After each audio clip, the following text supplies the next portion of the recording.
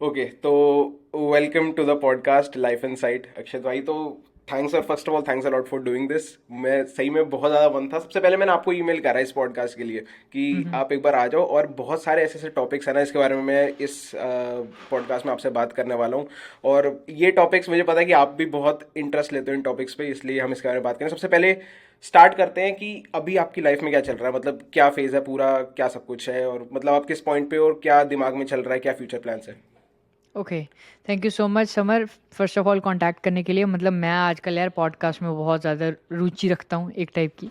तो मुझे काफ़ी मज़ा आता है ऐसी चीज़ें करने में। मैं खुद काफ़ी इस चीज़ में आजकल फोकस्ड हूँ। तो ऐसा है कि तुमने पूछा कि आजकल कैसा चल रहा है, तो करंटली एक ऐसा फेज़ है लाइफ का, after like I have been in Canada for like 4 years now. तो एक ऐसा फेज़ है कि वेयर आई फील लाइक कि whatever I have done, it's kind of getting back to me, you know what I mean. कि सारी चीज़ें जैसी होनी चाहिए वैसी ही हैं। जो मेहनत की है उसका अब फल मिलना शुरू हो गया है। And it's a point where I don't feel like कि हाँ यार ये कैसे होगा, ये कैसे होगा। I just have a feeling कि yes everything will be all right. और एक एक जैसे पहले पीआर की बहुत दौड़ थी, राइट। अभी पीआर मेरा आया नहीं है इवन दो, बट स्टिल ऐसा है कि लाइक पीआर की कोई दौड़ नहीं है, समझ रहे हो ना। हम्म। तो वो चीज़ है, उस चीज़ का मेरे को है कि लाइक थोड़ी सी रिलैक्स्ड है लाइफ, अच्छी चल रही है। हाँ, थोड़ी सी चैलेंजेस वगैरह होते ही हैं सारी चीज़ें, but I am very happy where I am currently and yeah looking forward to it yeah. आपको देख के ऐसा लगता नहीं, आपकी जो पर्सनैलिटी है ना, कि मतलब आपका जैसे अभी 4 साल हो गए कनाडा में, तो आप ऐसा हुआ है कि ऐसे बहुत ज़्यादा डिप्रेस हो गए हो, या फिर बहुत ज़्यादा ऐसे बिल्कुल लो फेज आया हो, ऐसा कभी हुआ है क्या? यार मतलब डिप्रेस आई वुड से कि ऐसा इतना ज़्यादा ख़तरनाक सिस्टम हुआ था यार। तुम्हें मैं एक पहले स्टोरी बताता हूँ कि ऐसा था कि जब मैं कनाडा में आया था ना, तो हर एक को जो वो होम सिक वाला फेज़ आता है वो सबको आता है। वो मेरा 2-3 महीने के बाद किक इन हुआ, 1-2 महीने रहा, चला गया, that was fine. Then YouTube शुरू कर लिया, पूरा यूट्यूब पे बिजी हो गए एंड ऑल दैट, 100K वगैरह सब कुछ हिट हो गया, सब कुछ हो गया। उसके बाद 2021 में I took a break from YouTube, like 1 महीने की ब्रेक थी वो। और उस ब्रेक के बाद I was not able to get back, you know. तो उस मेरे को ऐसा है कि यार आई ऑलवेज फील कि मुझे हमेशा कंटेंट बनाना है, that's what I am very passionate about. मेरे को यूट्यूब पे बनाना है, मेरे को इंस्टा पे बनाना है, I am very passionate about content. तो वो 1 महीने के ब्रेक जो मैंने लिया था, that was for my mental health, कि हाँ भाई सब कुछ सही रहे। बट हुआ क्या, 2021 के अप्रैल या मार्च में आई वुड से मेरी हेल्थ काफ़ी ख़राब होने लग गई। और मेरा फेस जो था ना, वो बहुत ज़्यादा ख़राब हो गया, क्योंकि फेस ख़राब होना इज़ नॉट लाइक कि पिंपल्स वगैरह, बट इट वाज डल। मेरे जो हेयर फॉल था काफ़ी ज़्यादा बढ़ गया, क्योंकि I was stressing a lot. I was having lot of stress anxiety कि मैं कंटेंट नहीं बना रहा। तो जब मैं कंटेंट नहीं बना रहा, मेरी हालत ख़राब हुई। देन मेरी हालत ख़राब हुई and I couldn't make content. So एक ऐसे लूप में फंस गया था 2021 में। It took me almost like 1.5 साल उस चीज़ से निकलने से। सो वो डिप्रेशन वाला फेज़ मेरे जिस पॉइंट पे आया, वो इसलिए नहीं आया कि कनाडा बहुत टफ है, ये बहुत टफ है। मेरे को इस पॉइंट पे आता था, मैं इस माइंड में सोचता था कि मैं काफ़ी ज़्यादा चीज़ें कर सकता हूँ, मैं नहीं कर रहा हूँ। So it was like over stressing your capabilities कि हाँ भाई यार, मैं यार मुझे ये करना चाहिए। मुझे हर वक्त अगर मैं लाइक अगर मैं बर्तन लेट से क्लीन कर रहा हूँ, राइट, जस्ट एक नॉर्मल एग्जाम्पल, तो मेरे को साथ में पॉडकास्ट सुननी चाहिए, क्योंकि ये मेरा टाइम वो होगा। But it is not very effective, it is not. मतलब this will stress you so much कि जब भी आप कभी खाली बैठे रहोगे, यू विल फील लाइक कि this is killing you, like ये एम्प्टीनेस बहुत खतरनाक है। But that's what I have learn कि you have to start you know letting those thoughts come in कि हाँ भाई इट्स ओके, आप एक चीज़ एक टाइम पे एक चीज़ कर रहे हो, दैट्स फाइन। तो वो मतलब टेक्निकली वो वाले जो स्ट्रेस पीरियड था वो 1-1.5 साल चला, but somehow I got over. Last year मेरे को थोड़ा सा अच्छा फील होना शुरू हुआ, मैंने कंटेंट बनाना दोबारा से बैक टू ट्रैक आया। एंड देन अभी सो फार बहुत अच्छा जा रहा है। I am so happy where I am in life and I am so happy कि जो चीज़ें मैं ओवरकम करके आगे आ गया। सो या, टेक्निकली डिप्रेशन नहीं बोल सकते उसको, बट हाँ वो थोड़ा लो फेज था जो काफ़ी लंबा था एक्चुअली या। एक्चुअली होता है कि जब आप ट्राई करते हो कि आप लाइफ में 100% प्रोडक्टिव हो जाओ, और राइट। अगर नहीं हो वो सकता चीज़ नहीं वरना। होती ना, बहुत ज़्यादा गिल्ट होता है। मतलब अगर कुछ ना करो, खाली बैठो ना, तो बहुत ज़्यादा गिल्ट होता है कि यार ये क्यों टाइम बर्बाद कर दिया। या और मतलब एक ऐसा बैलेंस चाहिए ना इस चीज़ में। ऐसा नहीं है कि यार आपको कुछ भी नहीं करना और उसमें खुश रहना कि चल कोई ना, दैट्स फाइन। एक ऐसा बैलेंस चाहिए कि like okay, I am not doing like let's say Sunday है मेरा, आज मैंने सुबह से आज तक कुछ नहीं किया खास, 2-3 लाइव किए अपने यूट्यूब पे, इंस्टा पे, देन मैं 1-2 घंटे से बस बेड पे बैठा हुआ था, and then I was learning about some stuff. अब मेरे को पता है कि it's fine, this is my chill time. मैं शाम को बैठूंगा, 4 वीडियोस बनाऊंगा, जो मेरा काम चल रहा है उसमें मैंने बनानी है, तो इट्स ओके टू रिलैक्स। तो मतलब अपने आप के माइंड को, ये आजकल का हसल कल्चर, आगे पीछे ये करो वो करो, तुम ये चीज़ करो, अगर तुम यार खाली चल रहे हो, वॉक करते हो, तो साथ साथ पॉडकास्ट सुन लो। भाई वॉक करते करते तुम पॉडकास्ट सुन रहे हो, तो तुम वॉक का मजा कब ले रहे हो? Like I might be wrong in this, but that's what kept me in a right mind set, कि मुझे इस चीज़ का अच्छा लगा कि हाँ, एक टाइम पे एक चीज़ करना बहुत अच्छा है। लाइक अगर तुम मल्टीटास्क करना चाहते हो, that will eventually make you more verse in the longer run, that's what I think.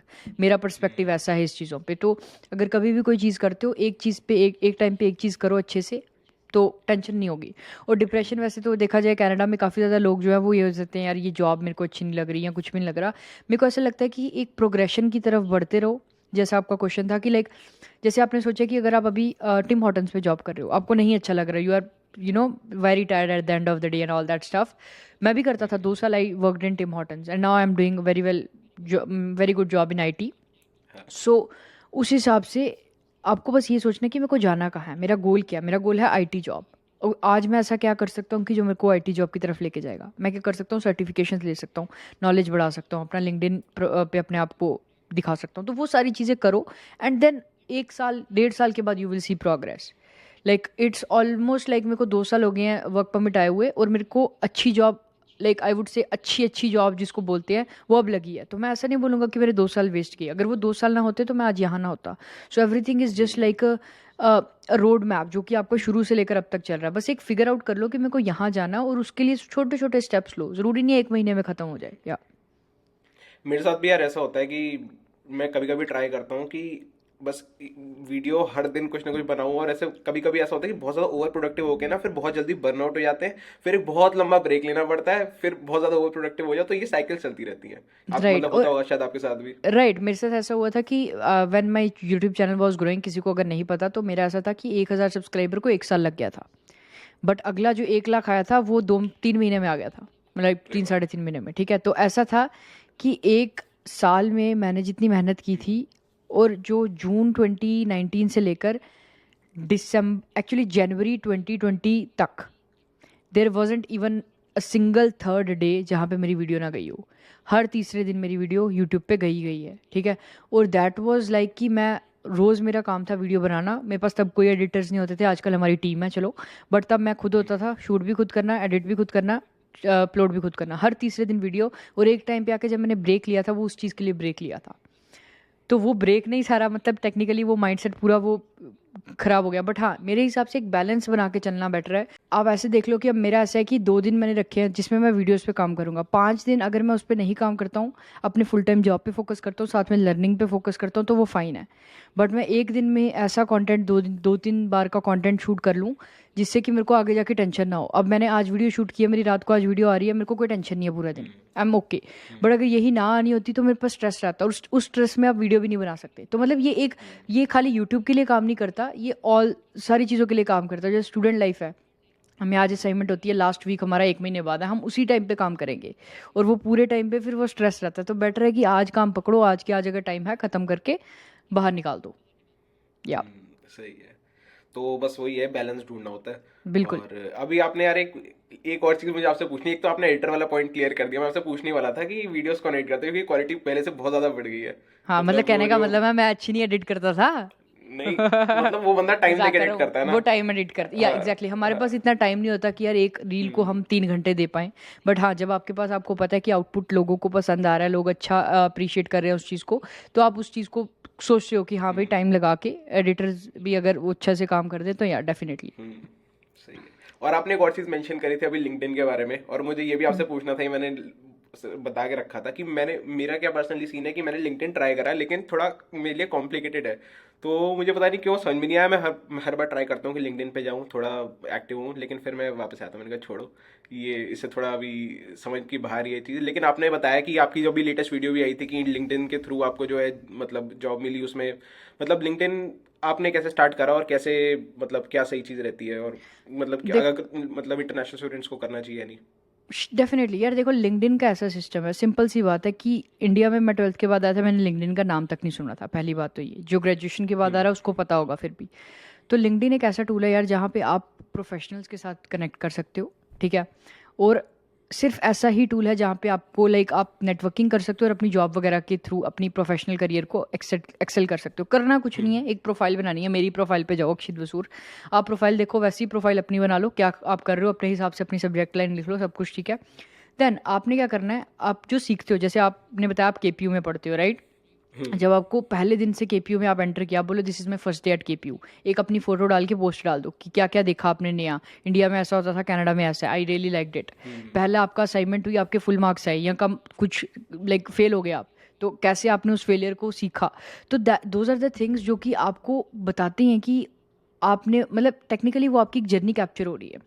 जब 1-2 साल के बाद वो जो आप अगर राइट टैग्स यूज़ करोगे या मतलब वो रिक्रूटर्स तक पहुंचेगी, तो वो आपकी जर्नी शुरू से देखेंगे। जब आप एक रिज्यूमे किसी को देते हो, वो बस एक पेज देखता है, that is not sufficient to hire. और वो कई बार ऐसा होता है कि जिसके पास बहुत ज़्यादा कुछ लिखा हुआ वो हायर हो जाएगा, बट क्या पता आपके पास उससे ज़्यादा सीखने की चाहत हो। That can only be shown कि जब आपके पास वो चीज़ लाइक एक लिंक्डइन से शुरू, मैं सबसे बताता हूँ कि शुरू से शुरू हो जाओ। मेरे को 1.5 साल बाद पता लगी ये चीज़, जब तक मेरे पास वर्क परमिट आया था तब तक मुझे पता लगा था कि लिंक्डइन क्या होता है। तो उस चीज़ के लिए हमेशा पहले से प्रिपेयर होके आप आगे जाके उस चीज़ को बढ़िया कर सकते हो। और एक बार जब आपका ट्रेल बन गया पोस्ट का और आपने दिखाया सारी क्या क्या सीखा आपने, तो वो आपको बाद में जाके बहुत हेल्प करती है। इवन वो ऐसा प्लेटफॉर्म है जहाँ पे रिक्रूटर्स आपको रीच करेंगे कि we have a opening and we are looking for a person, are you available for a quick call. तो ऐसा नहीं है कि लाइक आप जॉब के लिए भाग रहे हो, अगर आप कैपेबल इनफ हो जॉब अब तक आएगी। You know what I mean. या और इसके बारे में आप मतलब ऐसे तो सबने वीडियो देखी होगी, अगर जिसने नहीं देखी, और शॉर्ट में बता दो कि आपको कैसे लिंक्डइन की वजह से, मतलब आपकी जो अभी लेटेस्ट जॉब है उसमें कैसे हेल्प मिली, क्या कैसे मिली?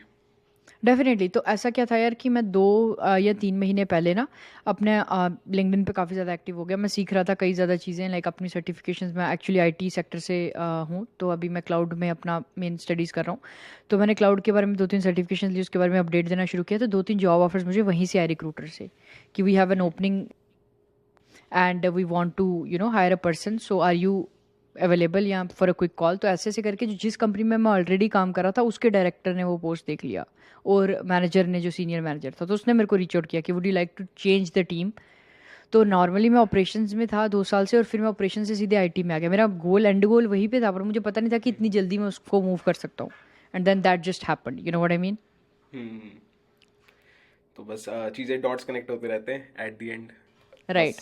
हाँ, फिर राइट। आपको पता भी नहीं होता कि आपकी ये चीज़ इस चीज़ में कन्वर्ट हो जाएगी, ये चीज़ इस चीज़ में हेल्प कर देगी, एट द एंड कुछ ना कुछ हो ही जाता है। और एक और चीज़ पता है क्या, आपके चैनल जब मैंने देखना शुरू करा था ना, मुझे एक चीज़ सबसे ज़्यादा रिलेट करी ना, वो थी फाइनेंस वाली चीज़, कि हम्म। आपका मतलब जो मनी मैनेजमेंट और फाइनेंस को लेके जो पूरा माइंडसेट है ना, वो चीज़ से मैं बहुत ज़्यादा रिलेट कर रहा था, क्योंकि कनाडा में हम्म। मैंने देखा कि बहुत कम लोगों के पास जो है मतलब ऐसा माइंडसेट होता है। स्पेशली जो लोग 12th के बाद आते हैं ना, मैं ये मतलब मुझे ऐसा लगता है कि जो लोग 12th के बाद आते हैं उन्होंने लाइफ में ज़्यादा ऐसे पैसे कंट्रोल नहीं करे होते, और ज़्यादा ऐसे इन्वेस्टमेंट्स नहीं करी होती, या फिर ज़्यादा मनी मैनेजमेंट नहीं करा होता, तो उनको स्टार्टिंग में मतलब थोड़ा मनी से यूज टू होने में थोड़ी दिक्कत आती है, या फिर थोड़ा ज़्यादा ओवर स्पेंड कर लेते हैं, या फिर थोड़ा मनी को अच्छे से मैनेज करके नहीं चलते। तो वो चीज़ जो है मेरे हिसाब से काफ़ी ज़्यादा इंपॉर्टेंट है, कि अगर स्टार्टिंग में अगर मनी मैनेजमेंट सीख लो, और आपको मतलब कैसे हेल्प करी मैनेजमेंट, और आप कितना स्ट्रेस करते हो, मतलब आपके लिए कितनी इंपॉर्टेंट है मनी मैनेजमेंट एंड इन्वेस्टमेंट्स? देखो यार, सिंपल सी बात ये है कि मैंने अपनी पहली जर्नी जो शुरू की थी ना फाइनेंस के बारे में, वो थी 8th क्लास में। मैंने कई बार ये बुक बताई है कि I read this book rich dad poor dad. And मतलब उसमें कुछ डिटेल में नहीं है कि आप कैसे पैसा कमा सकते हो, उसमें ये है कि पैसा कौन कमा सकता है और कौन नहीं कमा सकता। जो बंदा एसेट्स बनाएगा, सिंपल सा फॉर्मूला है कि अपने एसेट्स की जो बकेट है उसको बड़ी करते चलो, और जो अपनी लाइबिलिटीज़ है उसको कम करते चलो। मतलब सिंपल सा एसेट क्या होता है, जब मैंने पहली बार बुक पढ़ी थी मेरे को एसेट भी नहीं पता था क्या, तो मैंने डिक्शनरी में सर्च किया। तब इतना मतलब मैं गूगल वगैरह का फ़ोन वगैरह मेरे पास होता नहीं था, तो हमारे पास डिक्शनरी होती थी ऑक्सफोर्ड की इतनी सी, उसमें मैंने एसेट देखा क्या होता है कि anything that puts money in your account और इन योर पॉकेट। और लाइबिलिटी क्या है, कोई भी चीज़ जो आपसे पैसे लेती है, ठीक है, सिंपल सा कॉन्सेप्ट था। उससे मेरे को ये पता लग गया कि मैं कोई भी अगर परचेज कर रहा हूँ वो उसकी कैटेगरी या तो एसेट है या लाइबिलिटी है, या तो ये मेरे पास पैसे डालेगी या तो मेरे यहाँ से मेरे को ये लाइबिलिटी बनेगी। तो उस तब से लेके मैंने इंडिया में भी काफ़ी एक दो चीज़ें करी हैं जिससे कि मैंने इंडिया में अर्न करने की कोशिश की है। ट्वेल्थ मतलब मैं ट्वेल्थ में इधर आ गया था, बट मैंने I was able to like earn significant amount over दिया, लाइक 50,000 to 60,000 रुपीज़। बट उसके बाद जब मैं इधर आया मेरे को ये चीज़ क्लियर थी कि मेरे को पैसा कमाना इज़ वेरी ईजी। यहाँ पे कनाडा में पैसा कमाना is not a big deal, but the biggest challenge is how to preserve it and how to invest and उसको बड़ा कैसे करना है।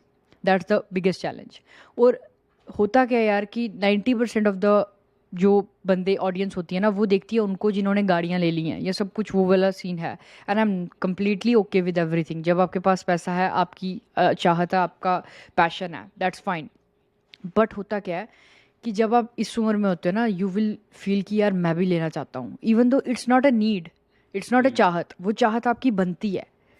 तो वो जनरेट होती है जब आपने एक, मैं जैसे व्लॉग, अगर मैं कल डॉज चैलेंजर ले लेता हूँ, जो मेरी 2 लाख बंदों की ऑडियंस मेरे को यूट्यूब पे फॉलो करती है, वो देखेगी यार इसकी डॉज चैलेंजर, ओ ये फीचर तो बड़ा कैंट है, मैंने भी अब डॉज लेनी है। 2 साल बाद आना है ना उन्होंने कनाडा पर, उनके दिमाग में ये चीज़ सीड हो चुकी है कि डॉज चैलेंजर लेनी है। और गलत यार, देखो गलत नहीं है, बट ये सोचो कि जब आपकी, और इसके बारे में मैं बात करूंगा कि कब आपको लगना चाहिए मेरे हिसाब से कि आप गाड़ी ले सकते हो और कितने की गाड़ी आपको लेनी चाहिए। मेरा अपना रूल है, आपकी लाइफ कंप्लीटली डिफर कर सकती है, and that has worked wonders for me, ठीक है। तो सिंपल ऐसा है कि मैंने ये चीज़ सोचनी शुरू की, ओके मेरा बजट ये है। जब स्टूडेंट होते हो तो तब तो इतना यार बजट होता नहीं है, जितने पैसे तुम कमाते हो ऑलमोस्ट लग जाते हैं, और वो जो थोड़ा बहुत बचता है वो बस यही है कि अपनी फुल टाइम मतलब जो आपने पढ़ाई की है उसको फीस पे कर दो। बट जब आप वर्क परमिट पे आते हो ना, तब आपके पास काफ़ी ज़्यादा ऑप्शंस आ जाते हैं। जो आप पहले 1100-1200 स्टूडेंट लाइफ में कमा रहे थे, अगर आप वर्क परमिट पे आते हो, मिनिमम वेज की भी अगर हम बात करें तो वो 22-2400 हो जाता है। अब जो आपके खर्चे हैं वो 700-800 ही हैं देखा जाए तो, जो आपके स्टूडेंट लाइफ में थे। पर आपकी जो इनकम है वो डबल हो गई। अब उस डबल इनकम का क्या किया जाए? गाड़ी ली जाए, खत्म काम। गाड़ी ली तो डबल इनकम खत्म, है ना। अगर कोई भी आप गाड़ी लेते हो, मतलब 20,000 to 25,000 की गाड़ी लेते हो, आफ्टर ऑल दैट फाइनेंसिंग वगैरह, वो $500 की आपकी मंथली इंस्टॉलमेंट बन जाती है। $500। और मैं किसी के अगेंस्ट नहीं हूँ यार, आपके पास अगर गाड़ी है बहुत अच्छी बात है, I am so happy for everyone जिनके पास गाड़ी है, या मेरे पास भी है। बट इट्स जस्ट लाइक कि मतलब मेरा कहने का ये मतलब है कि तुम थोड़ा सा सोच के चलो। और कैसे सोचना है वो भी मैं बताता हूँ। जैसे तुमने अब, तुम्हारा 800 खर्चा था पर तुम्हारी इनकम हो गई 2200, 500 की तुमने गाड़ी ले ली, ठीक है। 800 + 500 कितना हो गया? लाइक 1300। $1,300 आपकी जो गाड़ी के साथ हो गया। $200 आपका ऑयल लगा लो, लाइक गैस, और 1,700 प्लस 400 इंश्योरेंस, राइट। अगर ओंटारियो की बात करें 400, 450, 500 मिनिमम है, तो 2100 पे आ गई है बात। तो यू हैव ऑलरेडी जो आपने अमाउंट बड़ा किया था उसको डिमिनिश कर दिया, और वो भी 1 साल 1.5 साल के लिए नहीं, 7 साल के लिए। समझ रहे हो? अब इसने करना क्या है आपको बताता हूँ मैं आपको। अब इसने क्या करना है, जो आपके पास 40 घंटे आप काम करते हो, जो बाकी आपके पास टाइम बचता है आप करोगे ऊबर, स्किप डिश, डोरडैश, या स्किप द डिशेज, या जो भी है। उसमें गलत बात कोई नहीं है, मेहनत हर कोई सेम है। But what I am saying is कि you are trading your time for money. आप 1 घंटा लगाओगे, आपको इतने पैसे मिलेंगे। You can never make money one अगर आप अपना टाइम ट्रेड कर रहे हो। It's that simple. आपको प्रोसेसेस, आपको सिस्टम्स बनाने पड़ेंगे जो आपके सोते हुए भी पैसा बनाए, and this is not any magical thing, it is very much possible. But होता क्या है कि जब तुमने डोडैश की, स्किप की, ठीक है, 4 घंटे काम किया, तुम्हारे पास एक्स्ट्रा $100 आ गए, ठीक है, ऑल गुड है। अब वो 4 घंटे तुमने जो स्किप में दिए ना, डोडैश में दिए, वो 4 घंटे अगर तुम अपनी पढ़ाई पे, पढ़ाई भी नहीं बोल रहा मैं, बिजनेस बनाने में, माइंडसेट इंप्रूव करने में, कहीं पे भी अपने आप पे देते, पर्सनल डेवलपमेंट में, वो तुम्हें क्या पता 3 महीने कुछ भी इनकम ना आती, बट 3 महीने के बाद सीधे तुम्हारा रेज लेट से 60% रेज हो जाता। जो 2,000 कमा रहे थे सीधे लाइक 3500 हो जाता। तो फिर तुम्हें 1500 के आगे। बट लॉन्ग टर्म नहीं सोचा हमने सोचा अभी 200 बनता है, वो 200 बनाओ और उसको जल्दी से जल्दी खत्म करने की बात करो। तो that's the mindset shift that is required. जब आपकी इनकम बढ़ती है ना, उस इनकम को सेव करो या इन्वेस्ट करो। इन्वेस्ट भी तब करो अगर आपको पता है आपने आगे का फ्यूचर का प्लान सोचा हुआ है। अब इन्वेस्टमेंट के बारे में हम बात करेंगे अच्छे से डिटेल में, बट ऐसा है कि मेरा ऐसा फंडा होता है कि जब भी मैं कुछ अर्न करता हूँ ना, उसकी मेरा जो बजट है वो पूरा फिक्स्ड है। लेट्स से अगर मेरी ओवर द ईयर्स मैंने अपनी इनकम ऑलमोस्ट 100% इंक्रीज कर ली है, like with in an year, तो मेरा खर्चा अभी भी उतना ही है। I haven't increase that. और जो मेरी रेस्ट ऑफ द कैपिटल आ रही है, I M either saving it, क्योंकि सेव करना भी ज़रूरी है। क्यों? क्योंकि जब आपने घर लेना है, you have to have the disposable cash जो कि आपका लाई कर रहा हो आगे पीछे। आप उसको इन्वेस्ट कर दोगे, अगर मार्केट नीचे चलेगी, मेरी एक बात समझना, market over the long period हमेशा अच्छी जाएगी। I have invested a lot of money in stock market as well, but अगर आपने वही मनी इन्वेस्ट करनी है जो आपको पता है आप 5-6 साल अगले नहीं निकाल सकते, आपने घर वाली मनी अगर इन्वेस्ट कर दी, अगले साल कुछ थोड़ी सी मार्केट नीचे जाती है, आपको उसी टाइम पैसे चाहिए तो आपको लॉस होगा। तो आपको टेक्निकली पूरे सोच के एक प्लान बनाना पड़ेगा। ये इनकम है जो मेरी आ रही है, जो मैं खर्चों के लिए इस्तेमाल करूंगा, ये परसेंटेज ऑफ इनकम है जो मेरी सेविंग्स में जाएंगी, ये परसेंटेज ऑफ इनकम है जो मेरी इन्वेस्टमेंट्स में जाएंगी, और ये परसेंटेज ऑफ मेरी इनकम है जो मेरी ग्रोथ में जाएगी। अगर मैं कोई कोर्स ले रहा हूँ, अगर मैं कोई सर्टिफिकेशन कर रहा हूँ, अगर मैं बुक्स पढ़ रहा हूँ, लाइक मेरे आगे पीछे तुम अगर मैं दिखाऊँ यहाँ पे, तो मैं लाइक वहाँ पे भी बुक्स, यहाँ पे भी बुक्स, ऊपर भी, मतलब मैं बहुत ज़्यादा इस पर बिलीव रखता हूँ कि अगर आपके पास अच्छी कम्युनिटी नहीं है, अच्छा संगत नहीं है, that's fine, read books, you will get to know more. तो मतलब थोड़ा सा आपको बजट का ये सोचना है कि एक्सपेंसेस बढ़ाने की बातें नहीं करनी है, आपने ये सोचना है इनकम बढ़ती जाए, एक्सपेंसेस उतने ही रहें या कम हो जाएं। ठीक है, अब बात करते हैं गाड़ी की बात पे। ठीक है, गाड़ी की अब एक्सप्लेन करता हूँ मैं। मेरे पास गाड़ी है टोयोटा कैमरी 2008, बहुत ही पुरानी गाड़ी है, but it works fine, like wonder. जो मेरे को वर्क फ्रॉम होम है मेरा 100%, क्योंकि मैं यूएस के लिए काम करता हूँ, तो मैं 100% वर्क फ्रॉम होम है, मेरे को कोई टेंशन नहीं है। जब मेरे को हफ्ते में 1 बार 2 बार या जिम जाने के लिए गाड़ी चाहिए, मैं यूज़ कर लेता हूँ। अब ऐसा है कि मेरा ये फंडा था कि जब भी गाड़ी लूँगा, सबसे पहले तो मैं मेक श्योर करूँगा कि मेरे पास उसकी कैश वैल्यू रेडी हो। ठीक है, दूसरी चीज़ मैं मेक श्योर करूँगा कि जितना उसका पूरा खर्चा है वो मेरी पूरी मंथली इनकम के सिर्फ 10% के इक्वल हो। ठीक है, अब इसकी इमेजिन करते, मैंने गाड़ी ली थी 6000 के करीब की। ठीक है, अब बहुत ज़्यादा महंगी लग रही होगी तुम्हें, बट मैनिटोबा में प्राइसेस जो है, क्योंकि बीसी ओंटारियो में काफ़ी सस्ते हैं, लाइक वही गाड़ी 3,500-4 हज़ार की मिल जाती है, बट मैनिटोबा में प्राइसेस थोड़े से हाई हैं, तो उस हिसाब से मेरे को थोड़ी सी महंगी गाड़ी मिली थी, बट दैट्स ओके, क्योंकि मैंने पूरा 6-7 महीने सर्च करके सब कुछ लिया था। तो 6,000 की गाड़ी मेरे को मिली थी। जब मैंने 6,000 की ली थी, तो सबसे पहले मैंने पहला पॉइंट नोट किया कि मेरे पास ये चीज़ कैश में मैं ले सकता हूँ। यस, मैं ले सकता हूँ, ले ली कैश पे। अब दूसरी चीज़ मैंने ये मेक श्योर की थी कि क्या मेरी इसकी पूरी मंथली खर्चा मेरे 10% ऑफ इनकम में है। मैंने नोट किया कि मेरे को मतलब गैस कितनी लगेगी, तब मैं ऑफिस जाता था, तो मेरे को लगा कि $200 की मेरे को महीने की गैस चाहिए, $200 हो गया। इंश्योरेंस मैंने पता किया, वो आ रहा था $160 के करीब, तो 200 + 160 360 हो गया। $40 लगा लो तुम आगे पीछे, लाइक अगर कोई भी तुम्हें लेट से ऑयल चेंज करवाना पड़ जाता है 6 महीने बाद, तो लेट से उसमें $70-80 लगते हैं, तो और भी कुछ मैकेनिकल कुछ भी आता है तो वो $40 अलग से, तो $400 का मेरा बजट था। $400 में अगर तुमने गाड़ी लेनी है, तो मतलब आपकी इनकम 4,000 होनी चाहिए आफ्टर टैक्सेस। अगर तुम्हारा 4,000 आ रहा है ना, या 10% का रूल मेरे लिए वर्क करता है, आप 15-20% भी इज़ ओके।